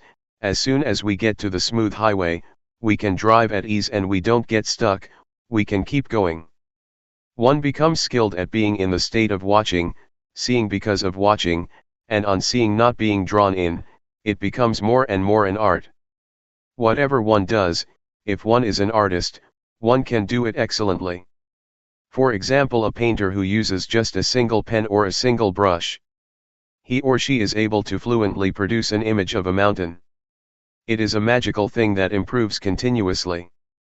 I try to bring up comparisons through using convention, because the truth is sometimes hard to put into words. When the state arises where there is supreme virtue, firmness of mind and wisdom, the supreme spiritual life and supreme purity, one abandons the various things that used to intervene, both in the body and the mind, it changes altogether. Whatever passes, whatever one experiences, one really knows and sees it for oneself. It is like when we finish something, we know that it is finished. One reflects on the Dhamma that one knows and sees and liberated one. How did it arise? There is more and more a sense of separation and reflection, happiness and joy arise. It is comparable to being pulled along by a current, going to the sea, one doesn't have to make any effort. Or it is like a strong man, he is able to lift up weights immediately. It is the same with the paths and fruits of practice, from the first stage of enlightenment upwards. It is smooth and refined. This can destroy the ego, and the defilements starve. At this stage, no perception arises and there is no, deluded, identification. It feels like it's hard to think and get carried away. To go back and think in ways that make one be something or other, makes one's hair stand on end. Anyway, neither the mind nor the body would be caught up in it. The corruptions of mind shrink back. One can no longer think like that. Old perceptions have disappeared. It is as if one is born anew. Having arrived at this point, it seems as if the ego is gone. There is nobody left. The self has been burned up by knowledge. It is like shriveling up. It is the ending of all perception. The mind is free. It is as if a state arises that is parted, and disconnected, it looks vague and indistinct. The five aggregates that one used to cling to, that were the germ, now don't get anything to eat and so they starved and a separation takes place. Before, form, feeling, perception, volition and consciousness would work together, but they would each have their own function. Now, they dried up, everything shriveled up, as if they had become loose and come apart. Sometimes I would still be deluded enough to connect them, but they wouldn't hold together. Even when connected, there were only just processes. All speech and all thoughts were purely just processes only. It was the end of proliferation in life, the finish of craving and attachment. When reaching this state, one knows that the paths, the fruits of practice and nibbana, really do exist. One knows that non-birth, non-aging, non-sickness, and non-death, really do exist. Luangpor Teean knew this matter, right at this point. The Buddha, the Dhamma, the Noble Sankhya, the paths, the fruits, and nibbana, really exist. We are really able to be liberated in this lifetime. Teaching people to know this matter, can be taken to be the greatest thing in the life of human beings. It is better to teach people to reach this final goal than to teach generosity, because this leads to the end of suffering, the end of being. This is the most excellent thing. If this state arises, then help to support this teaching. If there is nobody to talk about it, there won't be anybody to listen to it, and the Dhamma will completely disappear. I consider talking about the truth to be my profession. When one takes the truth as one's profession, one has to talk. If nobody shows people how to practice, it will be the end of the truth. If you are interested to study and practice, I will arrange food and a convenient enough place, a hut or a meditation hall for you to use, so you can try out training yourself. Before, I used to live out in the country, far from civilization. When many people would come to practice, there would be a problem. Sometimes there would be a deficiency of things, which would make it inconvenient for the practitioners. But at present, I have a place, and if you're interested, I will look after things. I will be your friend as far as I can. We will share happiness and suffering. Don't suffer by yourself. I'm sure that I won't lead you along the wrong path, because I have discovered the path to some extent. When seeing suffering, one discovers suffering. When seeing something that is wrong, one overcomes what is wrong, and when one discovers the path, one can reach the final destination. No matter whether you are ordained as a monk or not, I have a place prepared for you. If you have suffering, don't do anything else. I really have found the way out. It is the number one way. Reflect on this, but you shouldn't just use reasoning. You shouldn't create conflicts or just have blind faith. Don't be averse to anything. These words are just words. Once they have been received, they might disappear, but if you're interested, try out to practice. If you read these words and immediately confidence arises, it is not right. First, practice. If, having practiced, results arise, then be confident. If, having practiced, there are no results, then find another method. Meditation is something that has to be tried out through practice. When one experiences it by oneself, one's actions will sort things out, or destine the course of one's life, by themselves. It is not a matter of figuring things out or memorizing. One must put things into practice and one must experience things for oneself. Being aware is to develop the four foundations of awareness. Anybody who turns up the hand or makes other movements, and is aware of it, is practicing in the right way, because awareness is the sprout of enlightenment, that is, it makes wisdom spring up. One must start up from this point of making use of movements. It really is the birthplace of the four foundations of awareness. This really is the excellent path. It is called, Agamagko Visuddhya, the excellent path for purification. Buddha arises from building up a lot of awareness. One has to do that oneself and practice oneself. The method of developing awareness, as Luangpor Teean teaches, is really up to date. The more diligent one is in building up awareness, the more one knows, sees, and understands one's life. Awareness is with us all, as long as we have a body and a mind. To have awareness is the treasure of a human being. It is the same for all of us, without exception. No matter what country you live in, what nationality you may have, or what language you may speak. Be aware. Just raising the arm, feeling it, is already good enough. Guidance to train oneself. We must use our lives to train ourselves diligently. We must take ourselves to the ultimate and final goal. This is called an excellent life. If we don't train ourselves, it is easy to get involved in things. For example, if there is suffering, we suffer until we die. So we have to train diligently in order to overcome doubt, worry, sadness, anger, desire, delusion, etc.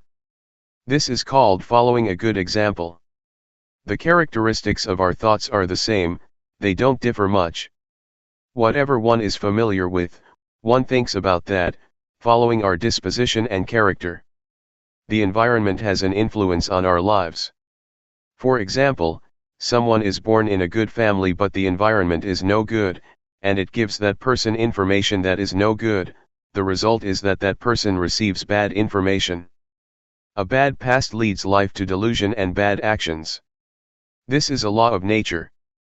There are certain states of mind that we shouldn't surrender to, such as doubt and worry, because we still have a way out. Try to reflect on the examples that good people set.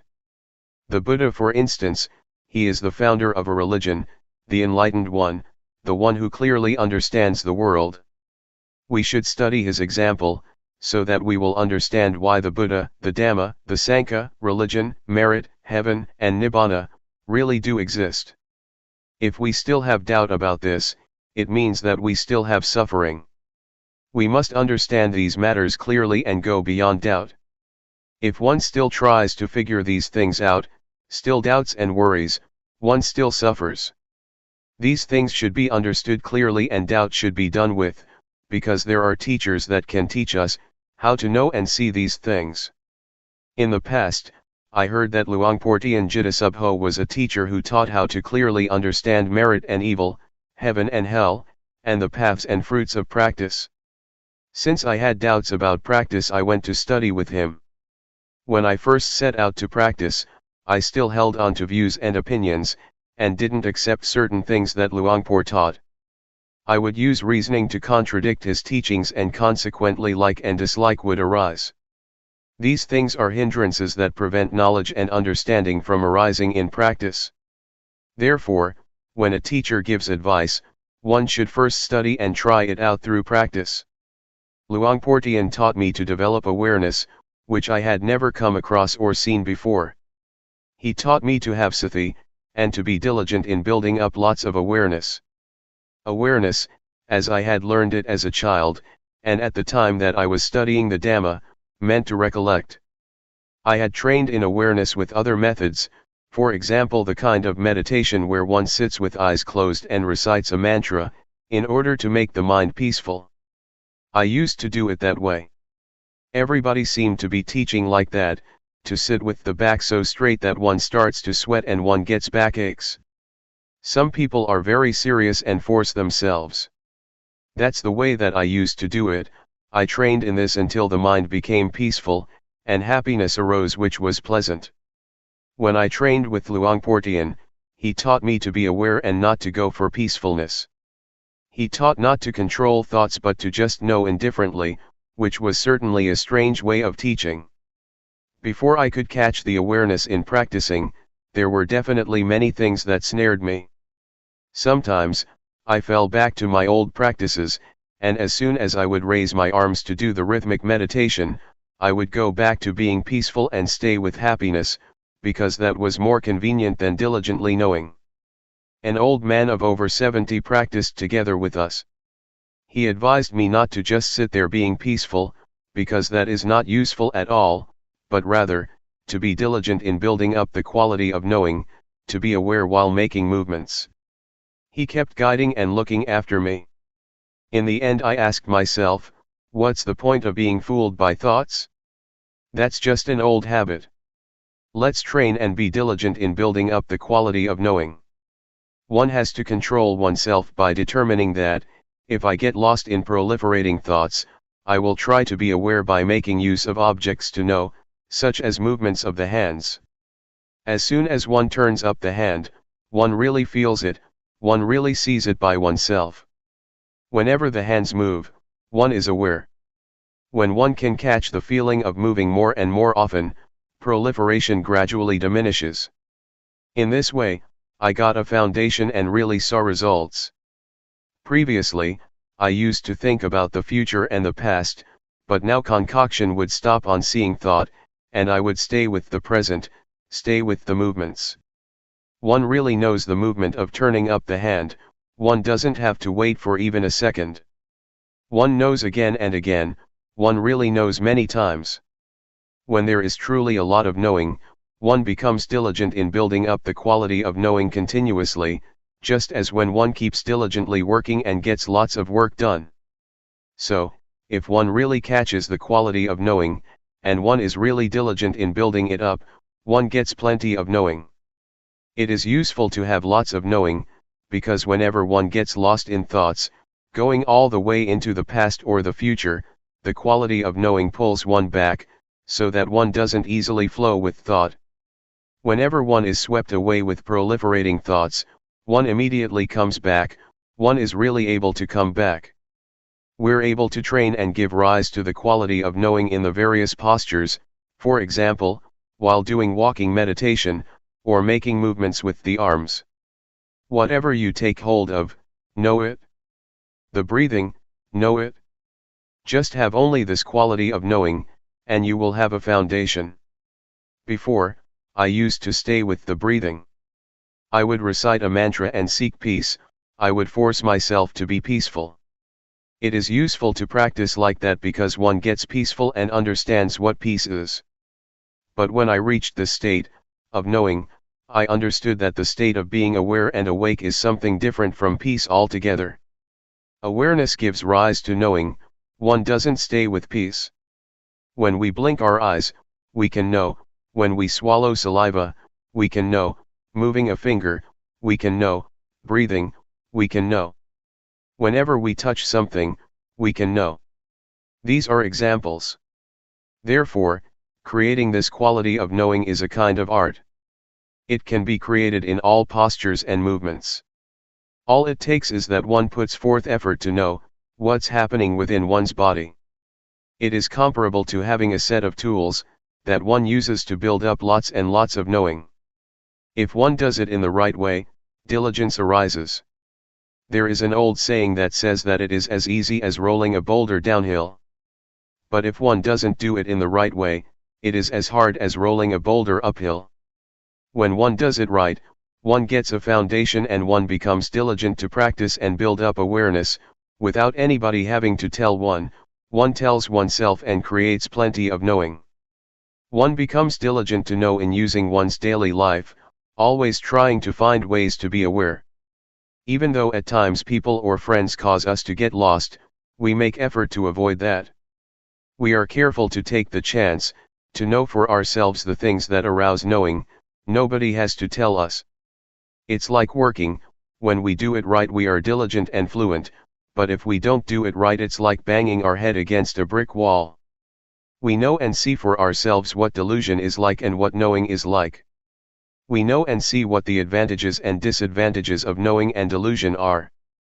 And so, we prevent and deal with things automatically. One has the answers oneself and doesn't have to ask anybody. If there is a lot of knowing and one knows for long periods of time, one will see the conditions of the body, because the quality of knowing is the one who watches the movements. However, this doesn't mean that one will see this immediately because sometimes, as the body is moving, instead of just seeing the body, there are things that make us get lost, for example, feelings that arise due to unintentional thoughts, or various moods, either coming from the body or the mind. These things incite us to get lost but we don't. These things are there but now we have seen that they are just feelings.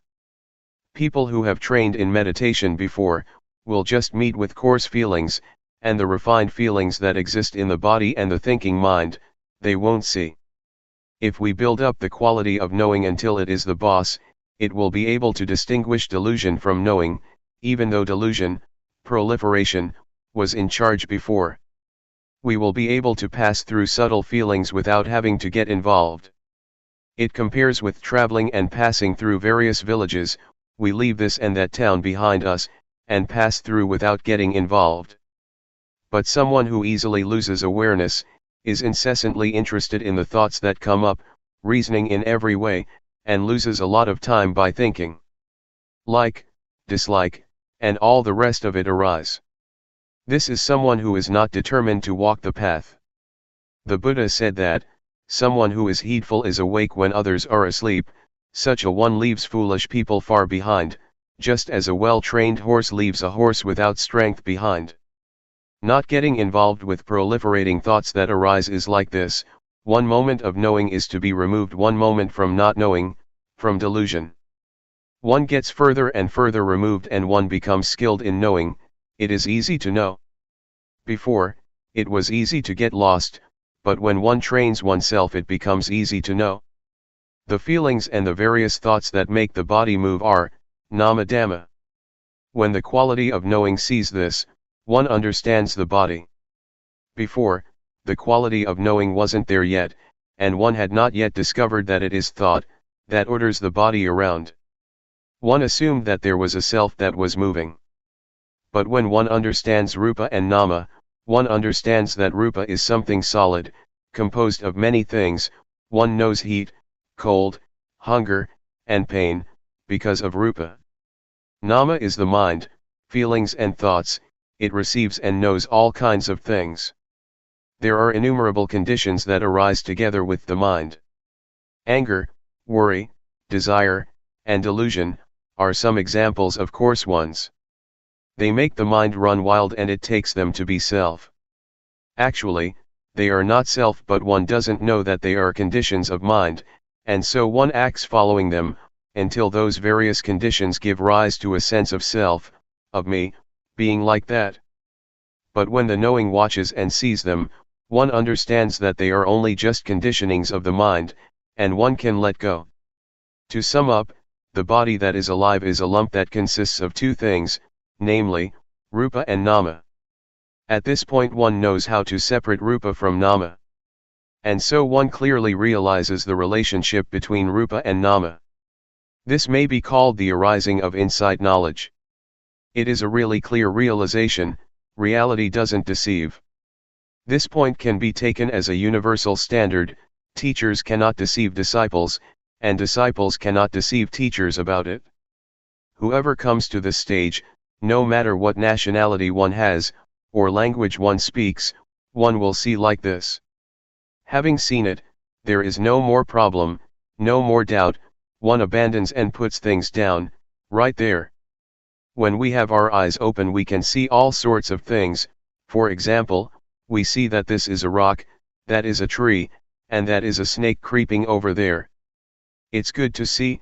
If we don't see it's dangerous, but when we see, we're safe. But seeing with the eyes can still be deceptive because it is not a realization. Realizations don't deceive, rather, they set one free. There is security in realizations. To see is to make an end of one's burden. When the quality of knowing sees rupa as a lump of suffering, it creates the feeling of having pity on the body, because the body doesn't know anything, it just does its duty. It gives us signals of what is dangerous, for example, heat and cold, so that we can do something about it. We didn't see this before, and so we thought that I am hot and I am cold. But now we see rupa and so we know how to solve the problem. The body is suffering already as it is just a lump of suffering. One has to breathe, has to swallow saliva, has to blink the eyes, has to stand, has to lie down, has to eat, has to go to the toilet, etc. When we give it more work to do, such as smoking cigarettes, it is a burden for rupa, we make it suffer even more. The mind is the same. When we're angry, we give the body suffering. This is oppression that works from both sides, from the side of the body as well as from the side of the mind. This kind of relationship between the body and the mind is not appropriate at all. When there is the knowing, or the state of watching, peace arises. And rupa and nama relate to each other in the right way.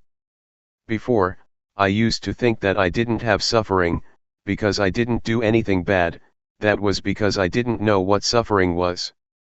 Whoever thinks like this can be taken to be crazy, crazy with self. So, in the past, I didn't understand myself. Likewise, having or being anything, as well believing one's own thinking, is dangerous because one understands that to think like that is good, and one doesn't see that there is any problem to be solved. One assumes that things are like this or like that. One knows through thought, one is through thought, one sees through thought, and one gets and attains through thought, when one is not in contact with the present. When we're faced with facts that contradict what we thought, we don't have a way out of suffering or out of our ideas, constructed in the past. If one knows the suffering of rupa and nama, one will understand that they are really lumps of suffering. Pain and sickness are conditions of the body. This is called the disease of the body. Anger, for example, is a condition of the mind. This is called the disease of the mind. When we don't know this, we cling to all kinds of things and create suffering in the mind, such as love, hatred, anger, desire, and delusion. When we wake up from the disease of body and mind, we see the suffering of rupa and nama. It is as if this quality of knowing opens the door, and we can see through. The knowing is like an eye. Before, we had our eyes closed and didn't see, there was only just getting caught up with all sorts of conditions. But now, the quality of seeing arises because there is knowing. This is called training oneself. This is the way that I have trained myself. It is really the guideline for people. It makes one see the convention of body and mind, for instance fame, possessions, money, children, husband, wife, land, etc. The world is full of physical and mental objects that are convention, inside as well as outside. One sees this penetratingly. It is as if the power of wisdom knowledge sees that these things are conventions of rupa and nama, diseases of rupa and nama, rupa dhamma and nama dhamma. Before, we didn't see these states, and so we got caught up in all kinds of conditions. Knowing convention makes one feel light. In the past, I used to go for all sorts of things, superstition, verses, chants, and I believed in rituals. On performing some of them fear would arise, others would make me bold, doubtful, happy, or sad. I ended up with nothing because it's all nothing but convention. A thing is sometimes assumed to be likable and sometimes not likable, it can change, and we go for it all. When I came to see rupa nama and convention, I felt light. It is not like ordinary seeing, but when one sees, suffering disappears. The gross kind of suffering, such as suffering that comes from foolishness, delusion, and stupidity, really disappears.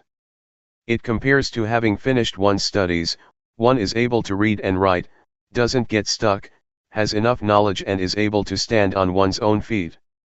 What I'm talking about is a universal standard, it is a fixed formula, just like mathematical formulas, 2 multiplied by 5 is equal to 10, not 11. When all this knowledge arises, one knows what other people are saying, one knows the objects that one looks at, there is just knowing and joy. It is insight, because one now has the eye that sees the Dhamma. It is fun to watch, whatever one looks at, one hits it on the spot. Both material and mental phenomena, inside as well as outside.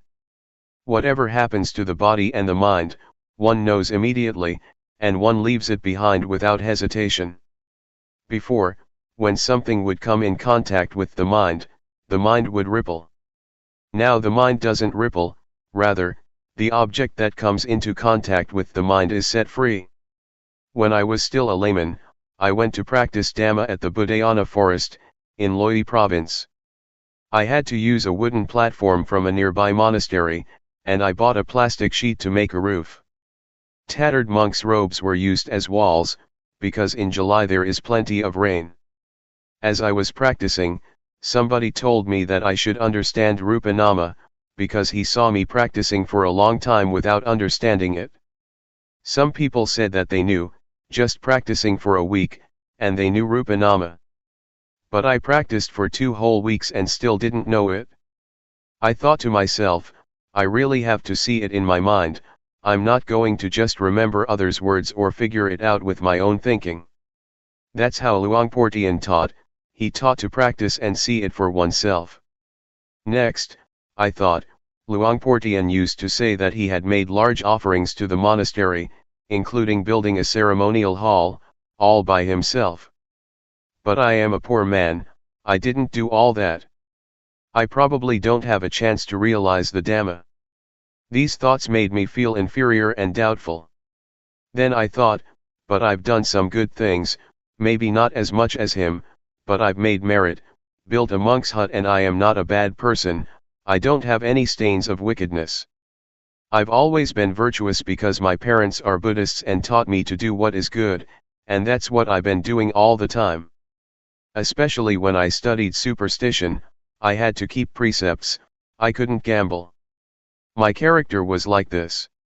Reflecting like this, made me a bit proud of my past because I was not an evil person, but why didn't I know the Dhamma? I asked Luangpor Teean, are there any practitioners who don't get any knowledge after having practiced? Luangpor Teean said, that has never happened. It seems that I am the first one, because after 2 weeks I still don't know anything, I remarked. Luangpor Teean walked up to me and grabbed my hand.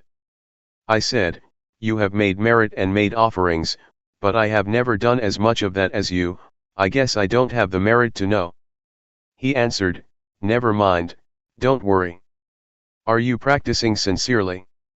I said, I really am, Luangpor. Luangpor Teean said, practice here for 1 month.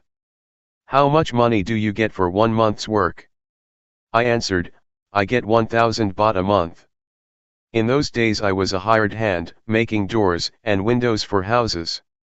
This was building work, skilled labor, and I would get at least 1,000 baht a month. Next he said, if you practice for 1 month and you don't get any knowledge, I will give you 1,000 baht, I really promise you that. But you have to practice sincerely. From then on, I was energized in practicing. Practicing in those days, I would sometimes get lost in criticizing certain monks, thinking that they didn't have the same virtue as me, because I saw them playing and joking. Sometimes, they told me to go and look for bamboo shoots or to climb a tree and collect fruits. I asked myself, is this called practicing Dhamma? It made me think about leaving. But having reprimanded them in my mind, I no longer looked at others. Instead, I only watched and listened to Luangpor Teean. I didn't pay attention to others and create a mess and a burden for myself. So, I made a firm resolution to build up awareness, to build up sati. After practicing Dhamma for less than 20 days, I had an experience and lots of knowledge arose. When practicing in the right way, it becomes as easy as rolling a boulder downhill. But when doing it wrong, it is like rolling it uphill. Doing it in the wrong way is just a burden, there are many things that one doesn't like, and then one goes and thinks about them. One is thinking, reasoning, liking and disliking like a madman, and this makes one not attain the Dhamma. Building up the quality of knowing, or awareness, is not something one can think up, rather, one has to practice in order to know. In the past I had been an occult healer, and had verses and chants. When I built up the quality of knowing, that stuff just dropped off. I didn't do anything about it, I wasn't the slightest bit reluctant to give it up. There was no more foolishness, delusion, attachment to rituals, and playing around with witchcraft and sorcery in my mind, from that moment onwards. I used to think that I was a magician, able to heal the sick.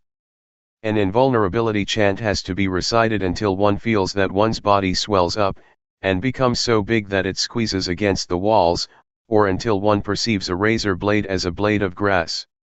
Then one has reached the end of the recitation. To do this well, one has to recite often. Magic chants depend on recitation, they depend on training in psychic powers.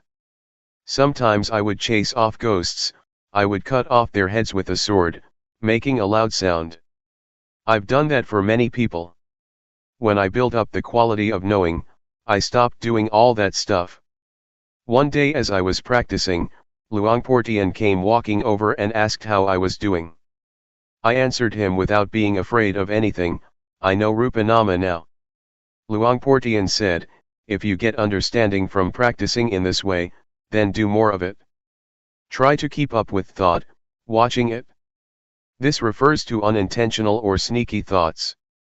If no thoughts occur, then watch the movements of the body. Whenever thoughts arise, be in time to watch. Luangpor taught me to work with the mind, to watch both the body and the mind with awareness, to watch and see suffering, suffering of Rupa and of Nama, to watch and see physical and mental phenomena, and convention of Rupa and Nama.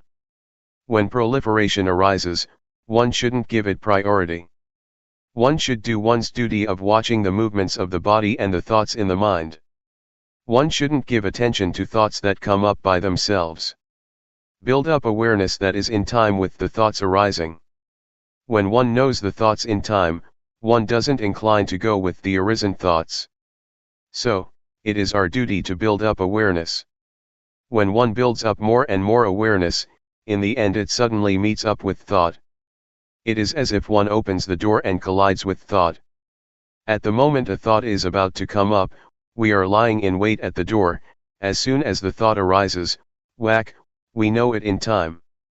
It's like a surprise, and the thought fails to establish itself.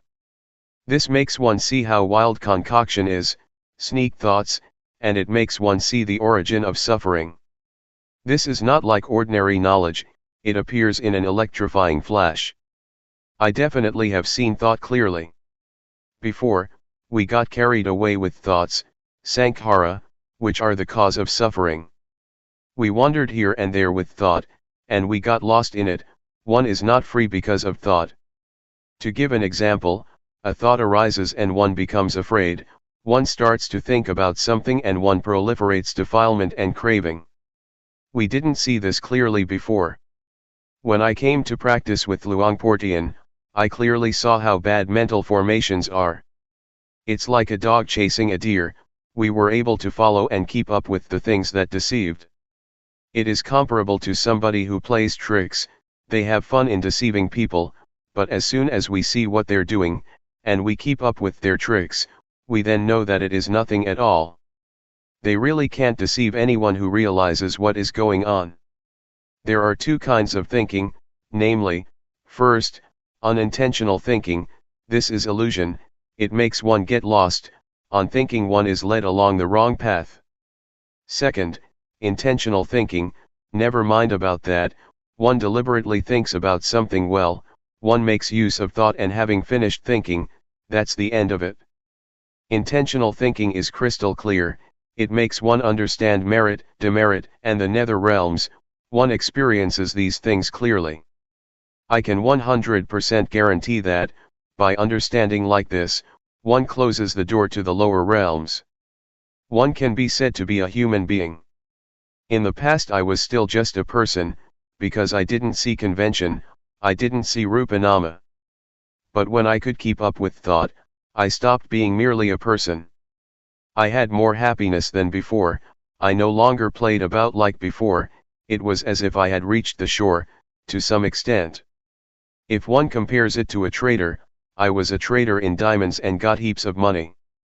Previously, I was like a trader in kapok or fiber crops. What a mess, what a hassle. And I got only a little money, a little happiness and a little merit. I thought I would get merit from others or from doing this or that, just mind stuff. There is a shift that takes place in the mind on seeing thought. To go and proliferate as before makes one's hair stand on end. To see thought helps one to behave differently than before. I really saw it crystal clear. To suddenly meet up with thought makes an end to coarse behavior. Everything that is unjust disappears. It is like bowling, the pins all tumble over, one after the other. Suffering is comparable to fruits up in a tree. When we shake the tree just a little, the fruits fall down, but not all of them. Foolishness, crude forms of suffering and anger, desire, and delusion are affected, but not a lot, they are just shaken up a bit. Being a human being means to be someone with virtue. When there is virtue, there is normality, there is peace. Samadhi refers to the mind that is in order. When there is order, there is no mess and the mind becomes tame. Wisdom means to know all around, to know how to solve things within oneself, to know how to liberate oneself and not to sink down, being caught up with all sorts of conditions, but to be free. This is how I knew, and later I understood other things as well, such as angels.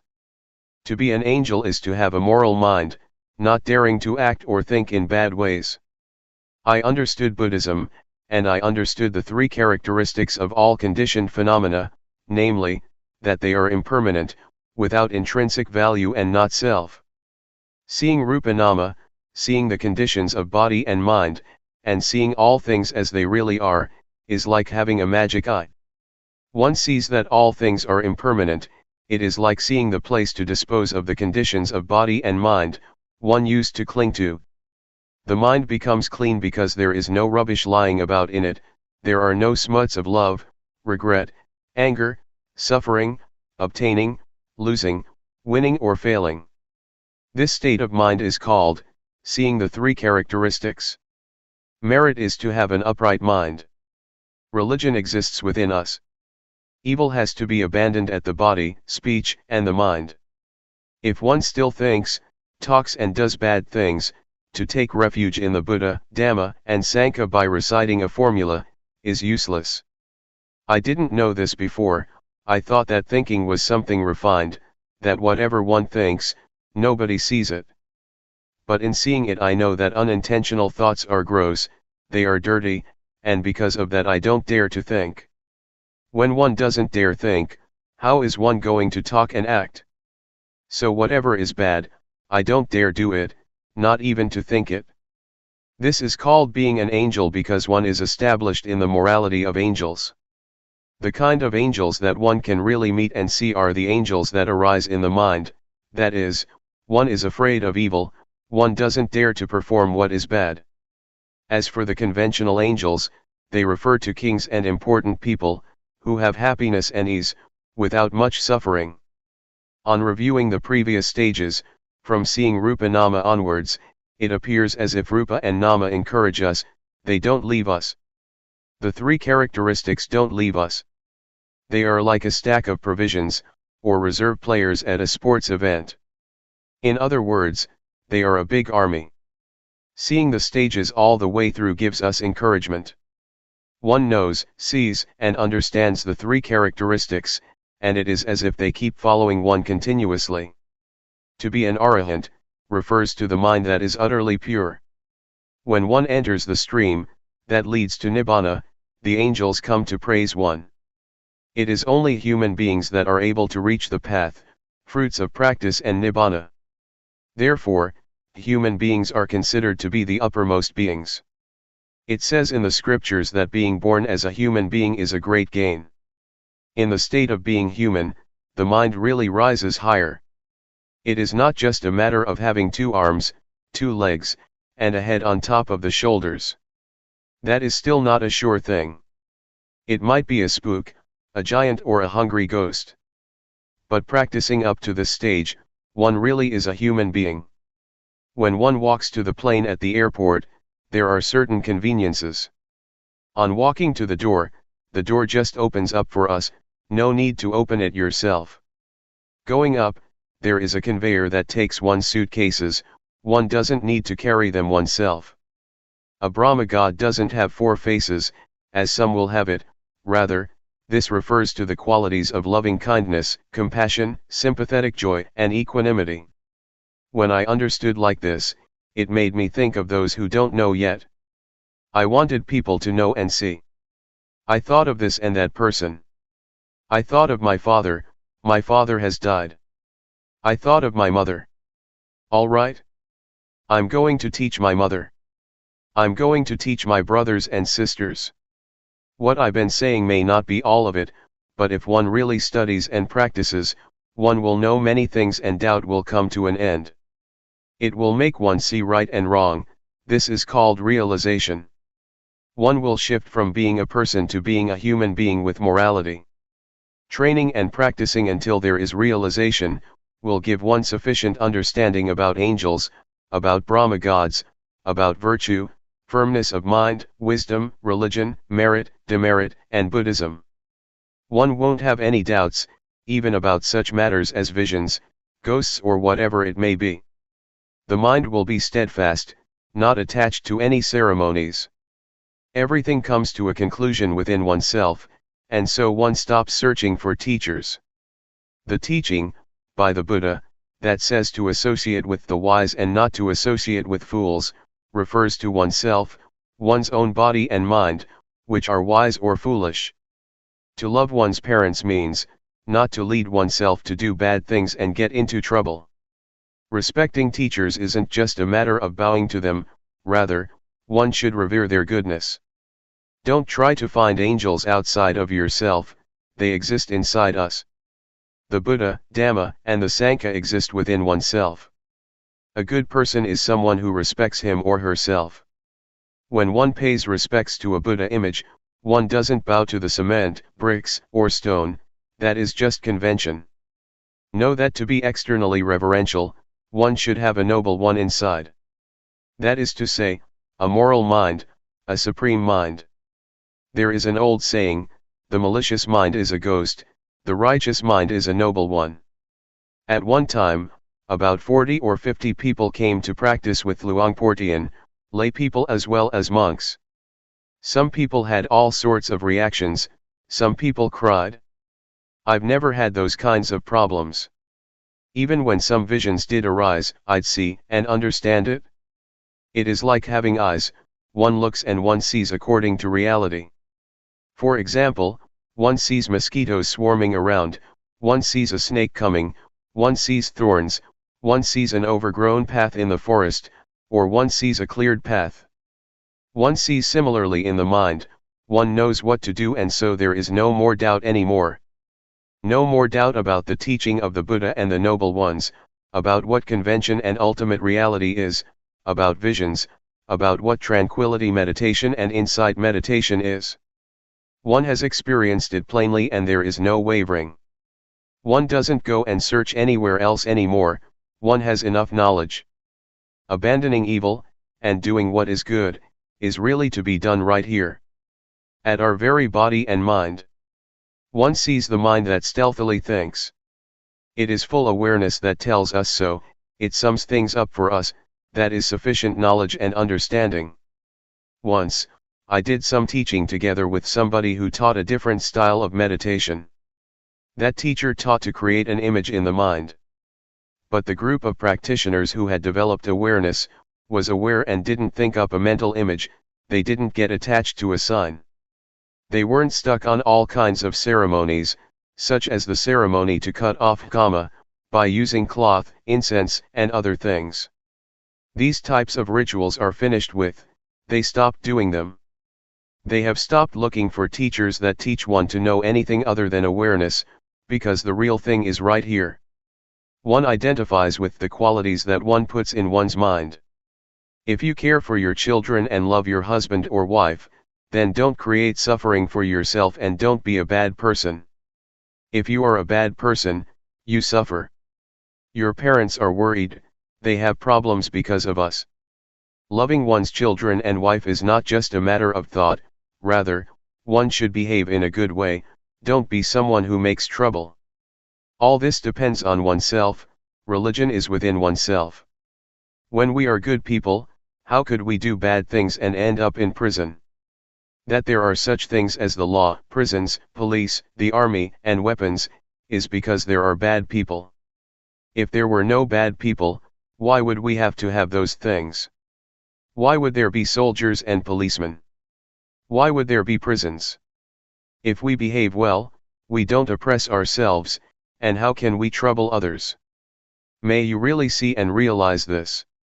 Some people with whom I used to practice together with, I don't know what they understood. They practiced as if they knew the Dhamma, but their actions, speech, and demeanor looked off. It compares to going to elementary school and not getting good marks, not being able to read. One is not allowed to go to the next class, one has to stay where one is, because one's actions indicate that there are still things that one doesn't know. This is called, not getting good marks, one doesn't find the way and so can't proceed. If one really finds the way, one doesn't back up. Just seeing the three characteristics, is enough to pass the grade. One doesn't get involved in conventional forms, one is able to liberate oneself in a good way. It makes one incline and flow in the direction of being without suffering. One practices continuously. It seemed as if practice was shortened, it was not as difficult as before. Before, it was as if the body moving was one thing, and the mind thinking, another thing. It seemed that the one who saw thought would pull things back and solve the problem. But now, I don't have to solve any problem, only just watching, and everything comes to an end. The state of watching means to watch whenever something arises, just watching and one passes onwards, continuously. So, I came to understand, I came to see that this is the path to overcome suffering, this is the living of the spiritual life. The state of watching is not stained by anything at all, because one doesn't get caught up, one just watches. And so, one is not involved, one is able to pass onwards all the time through seeing in a pure way. The state of neutrality means that one is not caught up in happiness or suffering. There is just watching, one sees happiness, one sees suffering, one sees knowing, one sees not knowing, one sees peacefulness, whatever happens, one sees all of it. One sees inside and outside oneself, not getting caught up. Even when people abuse, blame, or praise us, we just watch what happens. Whether it's cold, hot, or one is hungry, there is only just watching. This state of watching makes one extremely nimble, it makes one pass onwards. Having reached this point, one has a very high degree of agility. Like a car driving on a deserted road, there is no need to be careful. But when one gets to a road that is not deserted, a road where there are people, one is able to immediately use awareness and wisdom, one doesn't run away from society. Compare it to driving your car in the city, one knows which one the highway is, and which are the minor roads, one knows the red lights and the green lights, one knows the crossroads and one knows what's happening on the right and on the left. This makes for safety, this state of watching doesn't get stuck and no accidents occur. There is such a thing as mental traffic, for example, having thought something, there is concoction until a mood arises. But when awareness and wisdom are there, one passes it conveniently. Similar to a car passing, it's easy.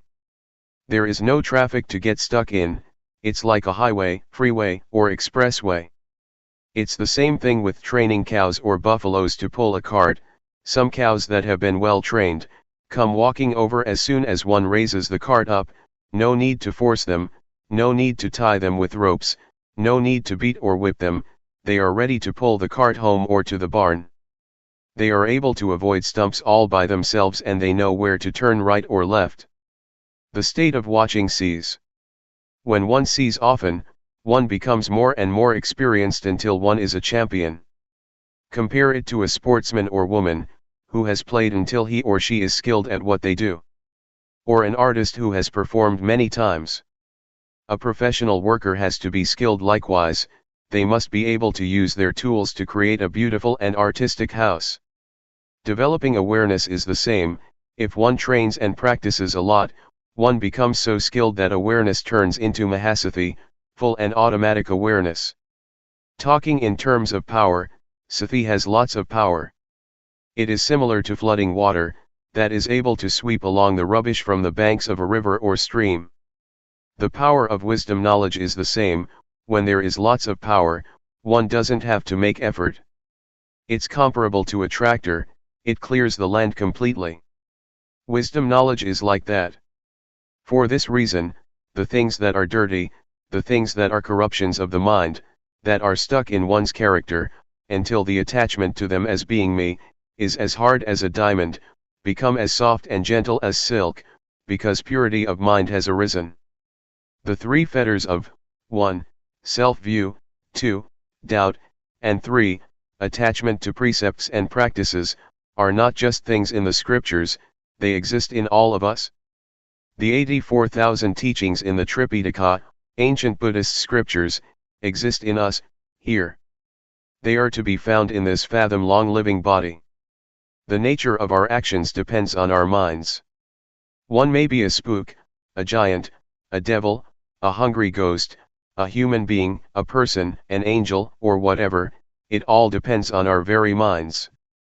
The state of watching and seeing doesn't get caught up, there is just watching and seeing continuously. In the end, self-view diminishes, that is to say, the ego diminishes. The state of watching continuously is the state of normality, therefore, virtue arises within one. It helps to destroy anger, desire, and delusion, which presently exist in us. Actually, those are the gross defilements, they are still there, but not fully, not 100%. A worldly person has 100% anger and gladness, when awareness has been developed, gladness and sadness gradually diminish. This indicates the quality of awareness. We both have moods of liking and disliking, wanting and not wanting.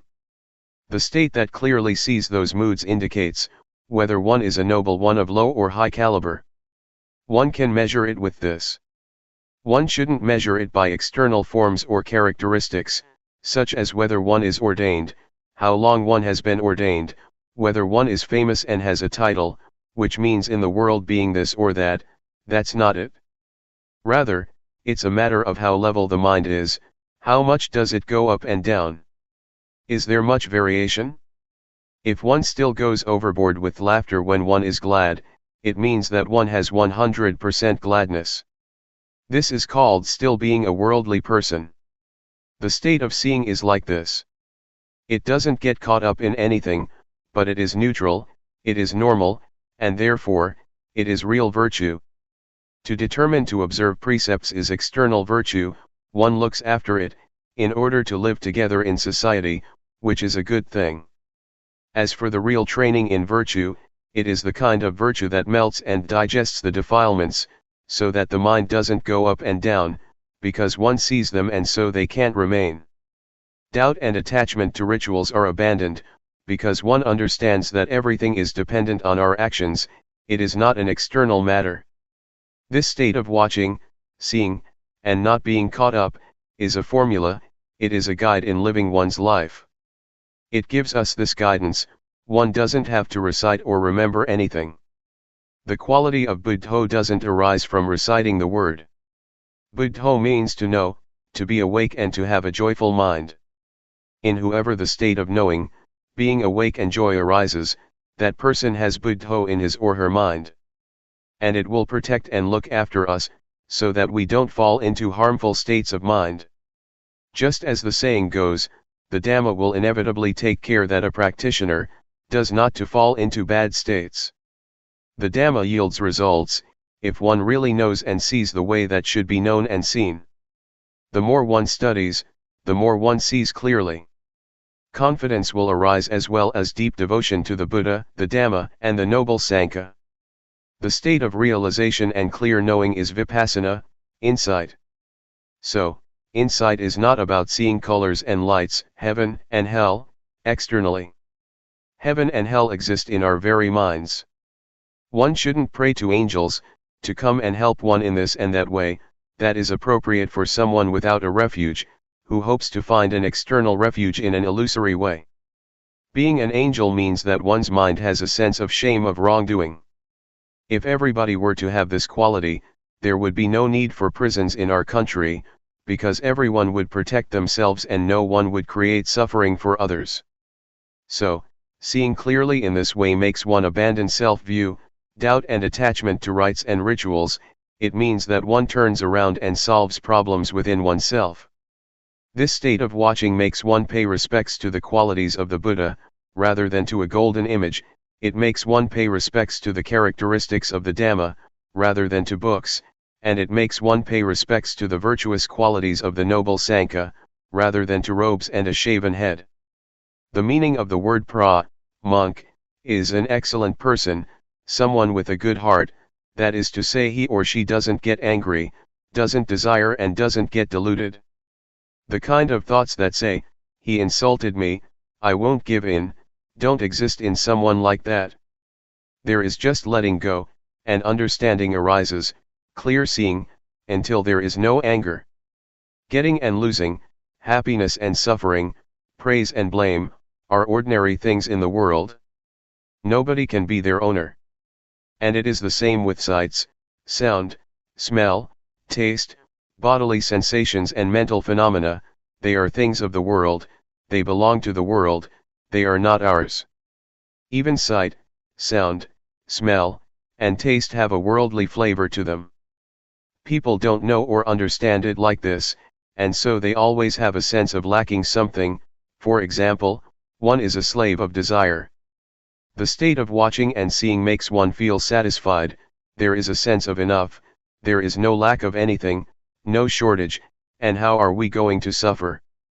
Therefore, when there are virtuous qualities in all of us, we don't get deluded, we abandon evil, do what is right, and our minds are pure. The state of watching helps to cut down on things, and it makes us understand. It makes us able to overcome suffering. What it comes down to is a handful of Dhamma. The Buddha once compared his teachings to a handful of leaves. So, understanding the Dhamma is not something difficult for someone who has reached the state of watching. This is true regardless of whether one has studied or not, because attaining the Dhamma is not connected at all with studying. Rather, it is a matter of training oneself to let go of what is bad, to do what is good, and to purify the mind. That is what Dhamma is. Awareness, or the perfection of awareness, is not to be found in books or scriptures, it exists inside us. Don't be afraid of the ghosts outside, the ghosts are in your mind. In the Sutta, Discourse on Auspiciousness, the Buddha said, not to associate with fools, to associate with the wise, and to revere those that should be revered. These three things are the highest blessing. A fool here doesn't refer to Mr. A or Miss B.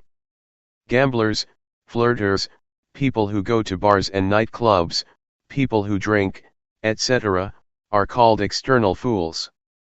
But the real fools are inside of us, they are our thoughts.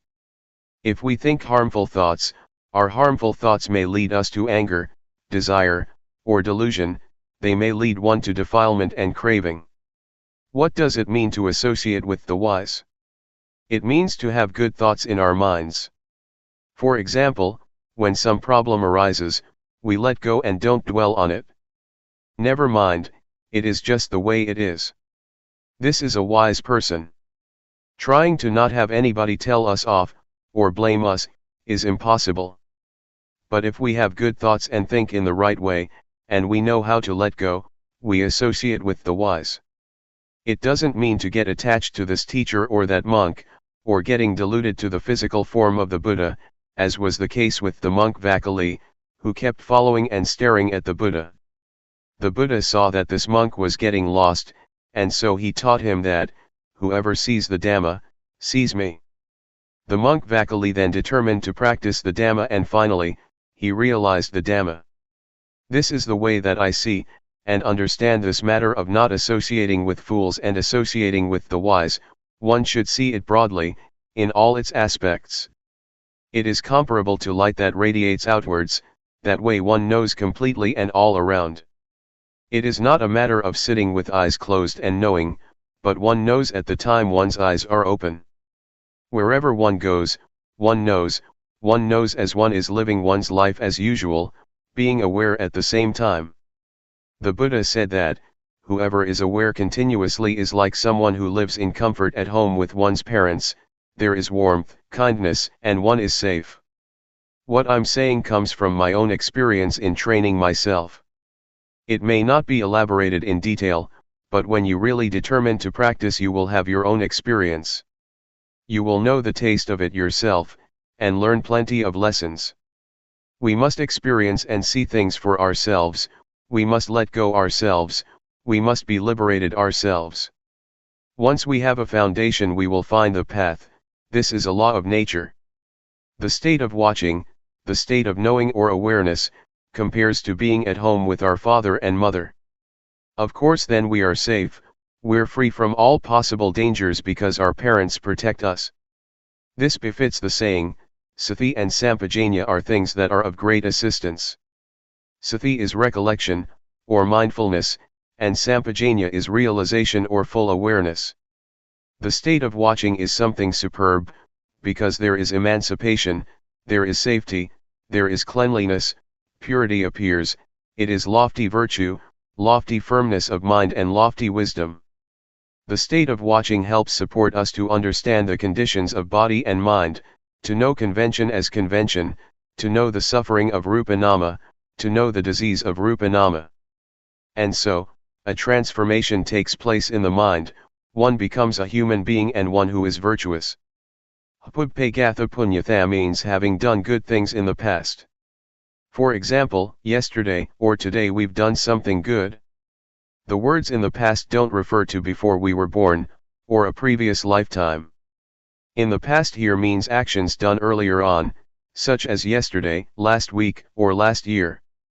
So if we have received good directions, the results will be good, and our minds will become more and more pure. The mind of a virtuous person goes back to nature. His or her body and mind are in a state of normality. The process of knowing more and more takes us to the stream of liberation. It doesn't flow backwards, it goes in the direction of the path and fruits of practice. It goes towards being a noble individual, namely a stream enterer, a once returner, a non-returner, and an arahant. The state of knowing is like a warrior who is backed up with support, and so keeps enlarging his territory until he is in charge and has power. Therefore, wild behavior can't remain, the army of the Dhamma is there. It is like a warrior who is victorious, there is awareness. The state of watching and seeing is the victory of the warrior. One practices right at this point. Nothing can obstruct, there are no enemies that can resist, and so one is fluent. The state of watching makes the cankers of sensuality, being and not knowing, unable to remain. These cankers are refined defilements that ferment in the subconscious, until they become habitual. The state of watching stops the enemies, or if they don't stop, they'll dry up. It is like custard apples, some stay on the tree, all shriveled up. The enemies, defilements, surrender and don't fight anymore. The quality of knowing makes us watch concoctions in a dignified way. One is not a servant of thoughts anymore, as one was before. When proliferation starts to come up, begins to stir, the thoughts will stop when the quality of knowing sees it. It will just give up completely. When there is realization, there is nothing that can deceive. Wherever there is suffering, one is able to dig it all up. It's similar to water and oil, even a little bit of oil will always float on top of water. The Dhamma is the same, it is always on top of what is not Dhamma. This is a law of nature. Suffering, again, is the same, it cannot be on top of non-suffering. One could compare suffering with water and non-suffering with oil. I'm just comparing all the time, but when you really practice you will see clearly and have realization for yourself. There won't be any suffering and you won't think about suffering, because you regard it as unclean. Just like someone who has clean clothes on, how can they let dirty things soil it? In case something soiled it, they would brush it off immediately. It is as if in the past we were dirty. That's why we let anger and suffering stay with us for days on end. We had never met the intrinsic purity and cleanness of the mind. But when we discover the cleanness and purity of the mind, we no longer allow dirty things to be there. The suffering of clinging to the ego is a refined kind of dirtiness. Originally we didn't know that, but as soon as we really know that this is dirty, we pass through and overcome it. In this way, we're able to erase the ego and make it fade out.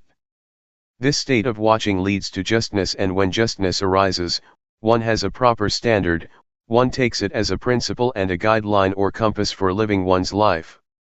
The state of watching and seeing makes us cross over the cankers of sensuality, being and ignorance, or whatever states are the cause for wanting to be and have. The mind is liberated continuously.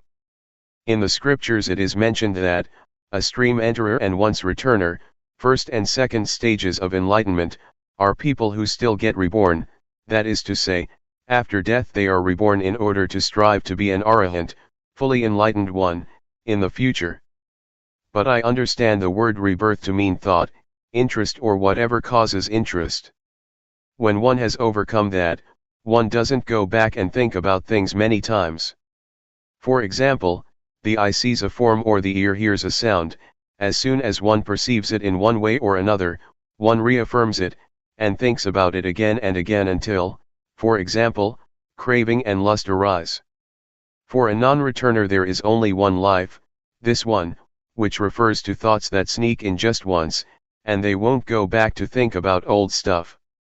They have realization and power, having thought once, it fades, they don't return to it, and so there is no rebirth. The word birth doesn't mean being born from mother's womb, that kind of birth happens only once, everybody knows that. But being born here, is the birth and death of Namarupa, in other words, the endless arising and passing away of the feeling of self. The Buddha said, "Before I attained insight knowledge, I wandered around through samsara, the round of transmigration, for countless lifetimes. I searched for the house builder, that is to say, craving, the thing that creates being. Being born is suffering each time." The words countless lifetimes stand for the arising and passing away of Namarupa. The collected birth stories of the Bodhisattva, a being striving for Buddhahood, refer to this. It doesn't mean that the Buddha was born as a rabbit or whatever in previous lifetimes, but there is nothing wrong with that explanation. The birth of a non-returner is a thought arising, which they immediately leave behind and annuls, so that nothing remains. It doesn't have value for him or her, and no karma is created. Such a one is not a servant of thought, they are free. They relate to things as being me or mine, only very little. Those things drop off. We discover and see these things without anybody telling us. It is the quality of knowing that tells us. It informs us of what is right and what is wrong, all by itself. One really sees clearly. The four jhana, meditative absorptions, have various factors. The first jhana, for example, has 5 factors. Jhana are hard to understand, one has to see them for oneself. One is capable of generating them, they make one get stuck because of their attraction, they give one a sense of happiness which is called worldly happiness. But the happiness that is beyond the world is without allurement. When the state of seeing arises, the mind becomes more and more liberated, and it leads to ultimate purity. A change takes place, namely, one is released from all kama. The words me, and to see, are separated from each other. There used to be always me, deep down there was still a self in the mind, but after practicing fully they become separated, and can't be connected again. It is as if form, feeling, perception, volition, and consciousness drop off and shatter like a bottle or a glass, they become unusable. At this stage of practice it is necessary to have a teacher.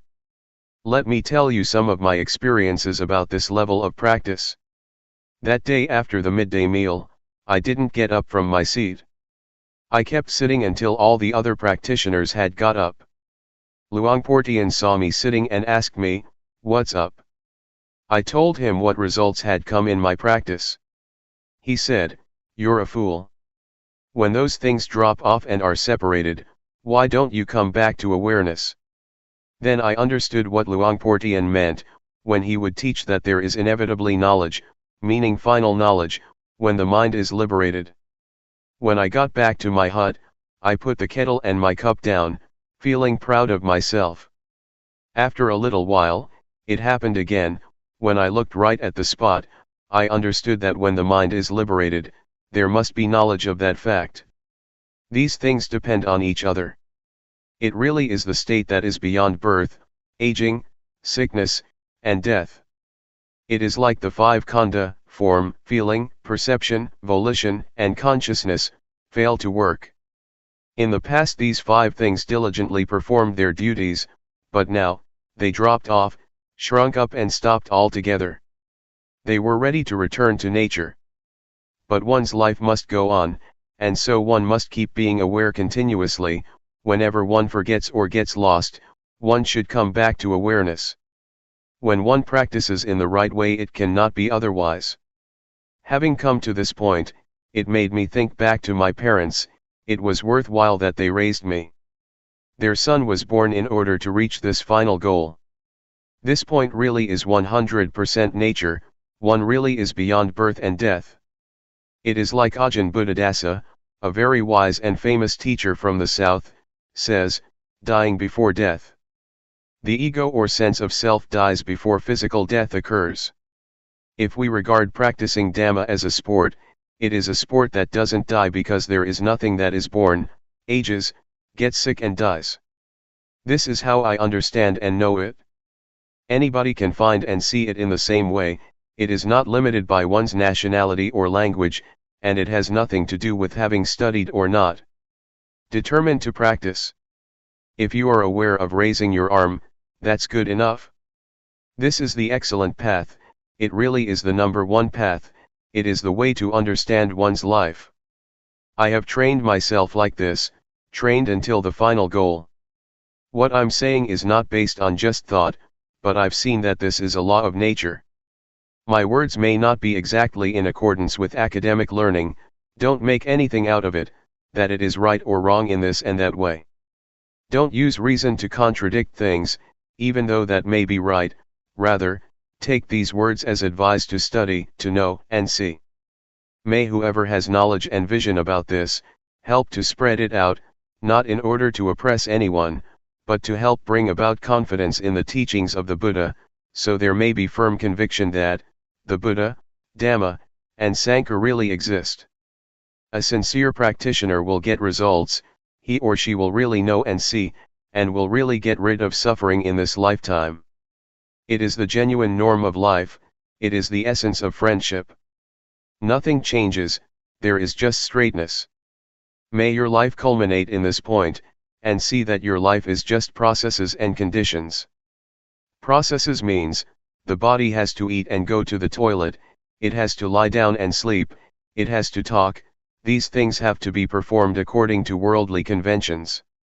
Use your life in the ordinary way, like this, don't be angry or suffer until you die.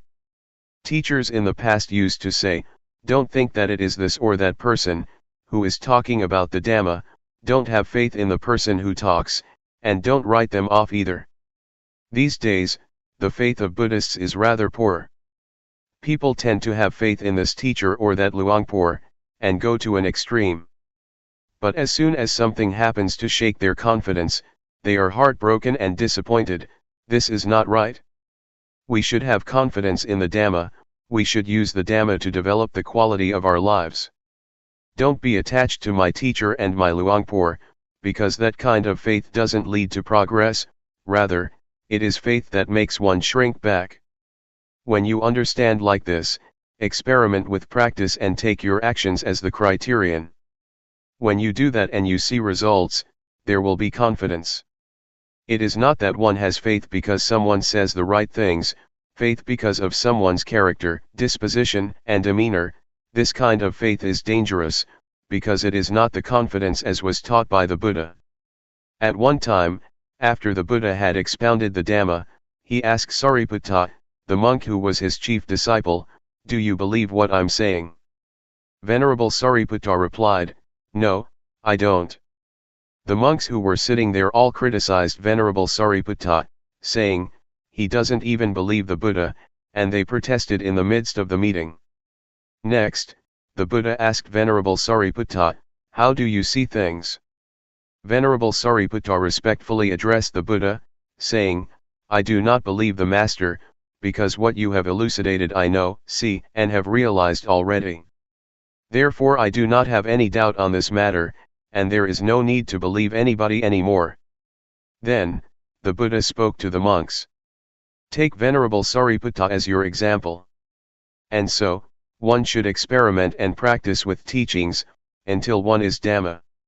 If one still has anger and suffering, it means one is unable to solve the problem. Anger and suffering are not selves, but it is us who get lost. If we didn't get deluded, there would be no anger and no suffering. Only two things exist in our lives, namely, knowing and delusion. Do we spend more time with knowing or with delusion? We have to reflect on this for ourselves. If we still stay with delusion, we'll have to experience suffering and anger, for example, that's only natural. If we stay with the quality of knowing, we won't have anger or suffering. How can we stay with knowing? I have a method for all of you to try out, study and practice with. I'm not just telling you stories. I'm able to arrange a place and food for you, you don't have to pay for anything. This is because there are people with faith, who have offered money for food, for people who are interested to come and practice. In 1 year, as much as $1, in 1 month about $100. To lead retreats is my job, which I do fully, as skillfully as I can. I will be there as your friend. This age is the golden age. The Buddha, the Dhamma, the noble Sangha, the paths, the fruits of practice, and nibbana, really exist. You can experience them in your life. If you are aware, it means that you have the sprout of enlightenment. The Buddha is not separate from awareness, this is the sprout of enlightenment, that will grow up later on. May all of you be assured that you really are able to discover the truth in your life. To sum up, training oneself means to train in developing awareness. Awareness is the standard. It has the highest effectiveness, up to the point that one is able to reach the state of being the watcher. Awareness makes the mind pure, it is the path, it is the whole of the practice. Someone who is aware has achieved being the watcher in the right way. As it says in the scriptures, the final instructions of the Buddha. As long as bhikkhus live in the right way, the world will not be void of arahants. Don't think of this matter as being very difficult for you, because you're able to do it. You're able to be it. When one lives in the right way, one doesn't get caught up following one's proliferating thoughts. Instead there is neutrality, no gladness and no sadness. The state of watching takes one to this point, the point where there is no happiness and no suffering, no love and no hate, no like and no dislike. On reaching this state, one is beyond the world, it is called Lokuttara. As for the word Lokiya, in or of the world, it means that one has a sense of self because of one's concoction, there is like and dislike, one goes for happiness and suffering, and one takes on gladness and sadness. If one practices in the right way, the mind will settle by itself. Living in the right way doesn't mean that one has to stay in a forest, but if one has continuous awareness, it is called living in the right way. It is not necessary to go off to the forest, to sit with eyes closed and walk in a very concentrated way, that's not it.